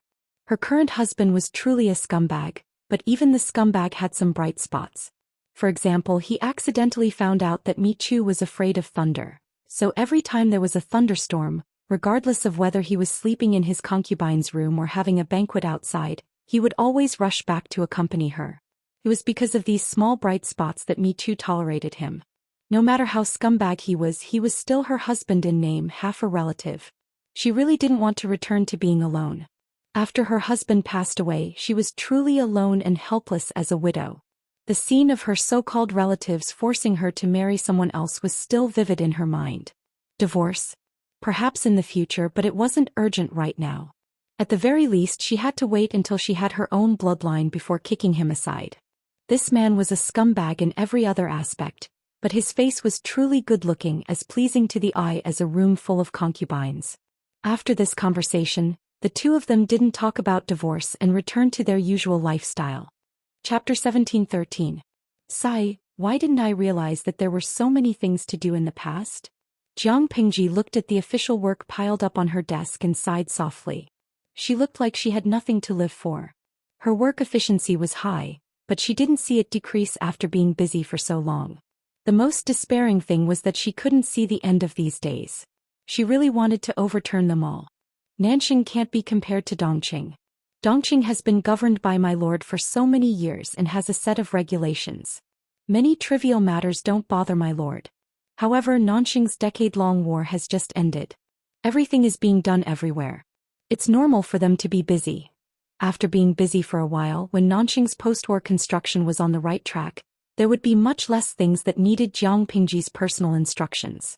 Wei Ci patiently comforted her with a faint smile on his lips. Just looking at him made her feel like her mood was improving. Jiang Pingji was just complaining. She stopped after a few words. It's fine if you're busy, but you keep taking up my time alone with Xiao. That's what makes me angry. Tricked Xiaoyin into giving me this time. Wei Ci's mouth twitched uncontrollably when he heard that. Even though Lu Zheng had just joined, he seemed to have been infected by Yang Si and the rest. He had a terrible obsession with the young lord who was nowhere to be found. Jiang Pingji was also clever. She used the young lord as a shield and tricked Lu Zheng into taking care of many trivial matters. If Lu Zheng and the rest knew that their lord had been using contraception and that it was impossible to have a young lord, they might vomit blood out of anger. Don't let Xiaoyin hear this. If he hears it, he'll go all out and fight you. Yang Si and the rest were loyal to Jiang Pingji, but Jiang Pingji was merciless when it came to tricking them. Wei Ci, who was familiar with the inside story, watched their interaction. He often felt guilty, as if he was helping a tyrant do evil. Jiang Pingji smiled. I'm a very cautious person. Xiao, you still don't believe me? Wei Ci was speechless. How was this something to be proud of? Believe it or not, Yang Sifeng and the rest would cry in front of her. This Mi Chu is really something. She actually managed to get Jing Rong and Zisher to put in a good word for her. You should know that those two are the most difficult to deal with and also the hardest to please. Jiang Pingji read and saw the message Yang Si sent over. Not only was there a work report but there were also praises for Mi Yu. Besides Yang Si, Fengzhen had also put in a good word for Mi Yu. Not only did they affirm Mi Yu's character and talent, they also affirmed her ability. These two were not people who were easy to get along with. It was extremely difficult for an outsider to grasp their pulse, let alone curry favor with them. It was rare for them to take the initiative to speak up for someone. Jiang Pingji had known them for so many years. She could count on 5 hands the number of people who had the ability to make them like her to the max. Wei Ci said, "This is not an accident." Back in her previous life, when Mi Ku was in the bureaucracy, she was hated by many. Even though no one dared to speak against her openly, there were definitely many people who cursed her to die in secret. She was hated and cursed by so many people, yet she could still live peacefully. How could she do that without some ability? With her abilities, it wasn't as difficult as she had imagined to increase Gao Yangxi and Fengzhen's favorability. Jiang Pingji smiled and said, "I have even more expectations for her. I hope she won't disappoint me." Wei Ci said, "My lord means..." He frowned slightly, realizing that something was not quite right. Listening to what his lord meant, she wanted to promote Mi Yu to a higher position? Thinking of this, Wei Ci did not quite agree. According to Mi Yu's ability, she could use facts to convince everyone. It was only a matter of time before she reached the height of her previous life. His lord seemed to want to spoil things by pushing them from behind. Wouldn't this have the opposite effect? "We have Nongqin in the military but we still lack one in the civil field," Jiang Pingji said. "I lack a woman like Mi Yu." She appeared at the right time. There was no lack of outstanding women around her, but these women were seriously biased towards subjects. The female generals, led by Jiang Nongqin, had barely managed to gain a foothold, but the civil field had yet to be developed. Wei Ci said, "Isn't there a lady from the Wei family?" He reminded his lord that Wei Jingxian had followed her husband Feng Jin and helped her for many years. She could not forget her just because her presence was low. Jiang Pingji said, "It's not that I haven't considered Jingxian, but her temperament is on the soft side. She's not aggressive and doesn't have enough ambition." Bai Yuexia is not bad either. Jiang Pingji said, "Her? I have special arrangements for her. She just needs to be engrossed in her studies and not get involved in those messy fights." Wei Jingxian was not bad, but her temperament and family background meant that she was more inclined to be conservative.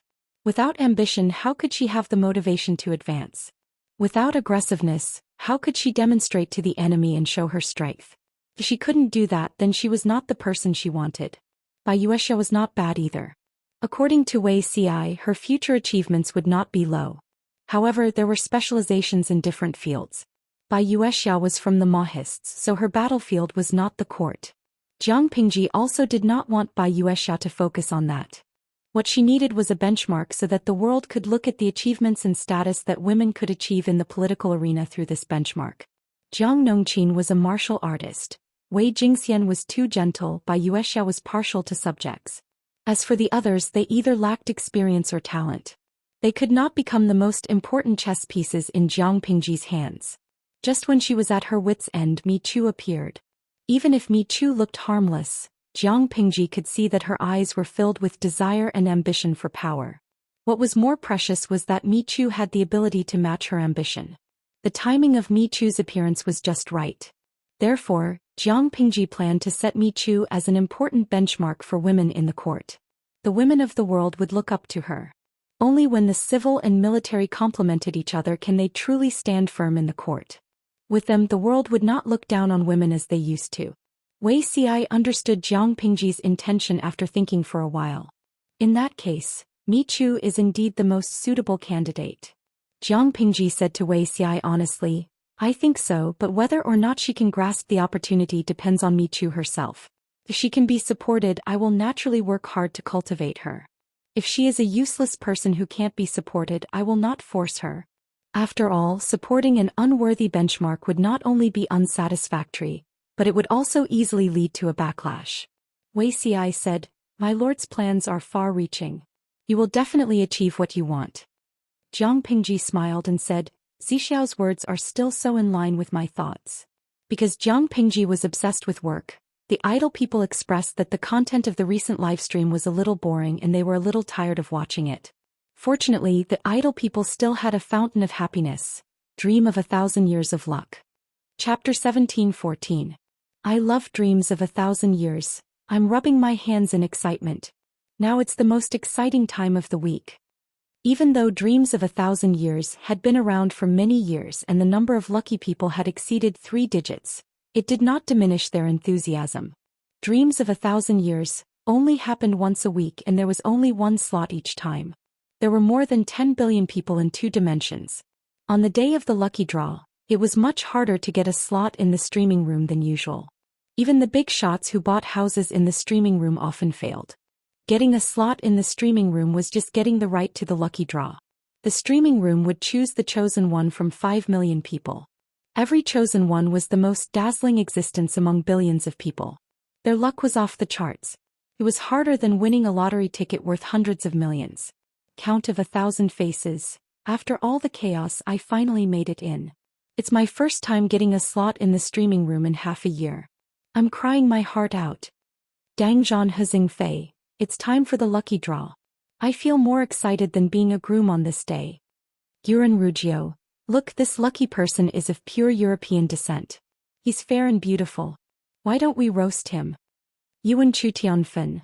I'm curious about the identity of the lucky person this time. Is it possible for him to meet the streamer? Yuban Baobo. It's basically impossible. I've been following dreams of 1,000 years for so many years, and so far only 3 people have achieved this. According to the statistics of the big shots, only 3 of the 3-digit lucky emperors had ever been in the same frame as Jiang Pingji. There were less than 20 lucky emperors who had direct or indirect contact with celebrities in this dimension. The rest of the lucky emperors had basically transmigrated for half a day and traveled to ancient times before returning. They traveled through time with various identities, and the real identities of the lucky people were also varied. There was basically no pattern to it. It was impossible to predict who the lucky person was this week and what identity he had traveled through time. It was precisely because of this unknown that dreams of 1,000 years became more interesting and exciting. Every time the lucky draw was held, the lurking idle people would jump out. The increase in the bullet screen in the streaming room was in the tens of thousands. Jiang Pingji glanced at the screen from the corner of her eyes when she was dealing with the official documents. The lucky draw result popped up on the screen. Congratulations to the number 1 playboy of the capital city for winning the slot of Dreams of 1,000 Years. Seeing this result, the bullet screen in the live broadcast room seemed to have stopped for 3 seconds, followed by countless question marks. Mudfish, excuse me. Who? How could such a person have the chance to transmigrate? Jiang Pingji frowned, wondering why Salted Fish's reaction was so strange. In the next second, a kind-hearted person explained it to her. It turned out that this capital's number 1 playboy was a young master from a rich and powerful family. He had never committed any crimes, but he was a scumbag. The number of girlfriends he had dated could form a group, and many of them had even had abortions for him. The year before last, he obeyed his parents' arrangement and got married. The girl's family background was far inferior to his, so she couldn't control him at all. This young master was even more fearless. The red flag at home was still standing, but the colorful flags were fluttering outside. Every now and then there would be mistresses, 4ths and 5ths tearing up nameless gossips. What really made this young master famous was the gossip from last month. The 81st tier female celebrity who failed to become a 6th tier celebrity was tearing up a playboy on Weibo. The female celebrity also revealed a piece of gossip that infuriated the netizens. The young master was having an affair with the female celebrity the day before his wife gave birth. His wife gave birth to a daughter 2 months ago, but he didn't go back to see her a few times. He even privately mocked his wife for being pretentious with the female celebrity. It only took a few hours for a woman to give birth. Others could walk as if they were flying the next day, but she was pretentious and had to stay in the hospital for 2 months. The young master liked the new and got tired of the old. Soon he got tired of the female celebrity and wanted to break up. The female celebrity wanted more benefits, but the young master refused. The two of them broke down. How could the female celebrity be willing? The young master had only fulfilled half of the resources he had promised to give her. There was still the other half. The young master was impatient with the woman who didn't know what was good for her. He was annoyed by her pestering, so he decided to freeze her. The female celebrity was just an 81st-tier celebrity in the entertainment industry. Freezing her was something the young master could do with just a word. The female celebrity was also angry. Once she was angry, she decided to perish together with the young master. She gritted her teeth and made up her mind. She simply revealed on Weibo that she was tearing up the young master. Let's not talk about whether this move of hers was rational, or if she thought of it with her feet, but her generosity made the netizens eat their fill. For a week all kinds of skinning, all kinds of reversals, and all kinds of high energy filled the emptiness of countless night owls. The female celebrity also revealed the audio recording, which completely crushed the young master. He couldn't even clear his name. The power of the netizens was strong. Soon the young master's family and social media accounts were all exposed. When they were exposing him, they also found the young master's account in the live broadcast room. Unexpectedly, the young master was also a loyal fan of the live broadcast room, even though it was black. What was more coincidental was that his account ID was Capital's #1 playboy. Yanwu Guangsha. Bah, letting such a scumbag transmigrate is giving him a chance to go to ancient times to play with women? Green fairy tales. Maybe he's a man in a woman's clothes. It's still uncertain whether he will be beaten or not. Mei Xiang as before. This guy can become a European emperor. I feel as disgusted as eating a fly. The young master didn't care about these sour comments. He happily announced the result on Weibo with a face full of sarcasm for the masses of salted fish. His matter was a big deal on the internet. It was trending every day and he was almost the model of a modern scumbag. He didn't care. After all, the netizens' criticism and sour comments couldn't affect his real life.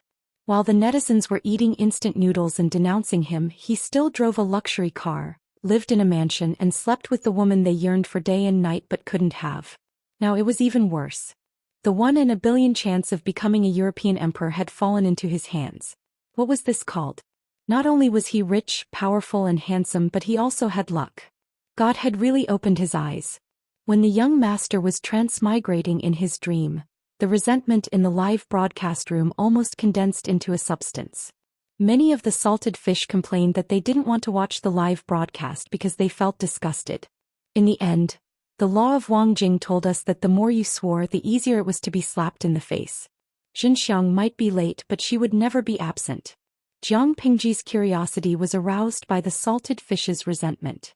She opened the interface of the European Emperor's live broadcast room, then, ha ha ha, and 666 filled every corner of the screen. She temporarily turned off the bullet screen and looked at the content on the screen in silence for 2 seconds. The identity of the European emperor who had transmigrated was a bit tricky. The European emperor's wish to go to ancient times to pick up ancient beauties was not going to happen. Chapter 17:15. Yaidongwu. It's so easy for a woman to give birth. It's as easy as taking a dump. Am I right, lucky emperor? Shaozhuer. My dear, children born naturally are smarter. Just bear with it. How can a man be more afraid of pain than your wife and mother? She was giving birth to a child, but she was screaming like a pig being slaughtered. If she were to howl like this now, she would run out of energy later. Come a cup of iced coal. The lucky queen is indeed a happy fountain. I was so desperate just now that I wanted to turn off the live broadcast room. I didn't expect this guy to become a pregnant woman in labor. Oh my, I know it's wrong to gloat, but allow me to be happy first before I repent.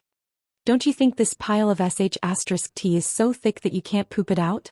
The famous online quote of Capital's #1 playboy was, "Giving birth is like taking a dump." Women who say that it hurts are all pretentious. My mother's generation didn't have so many problems. She even said that she didn't want to give birth. If she doesn't give me a son, she'll get lost.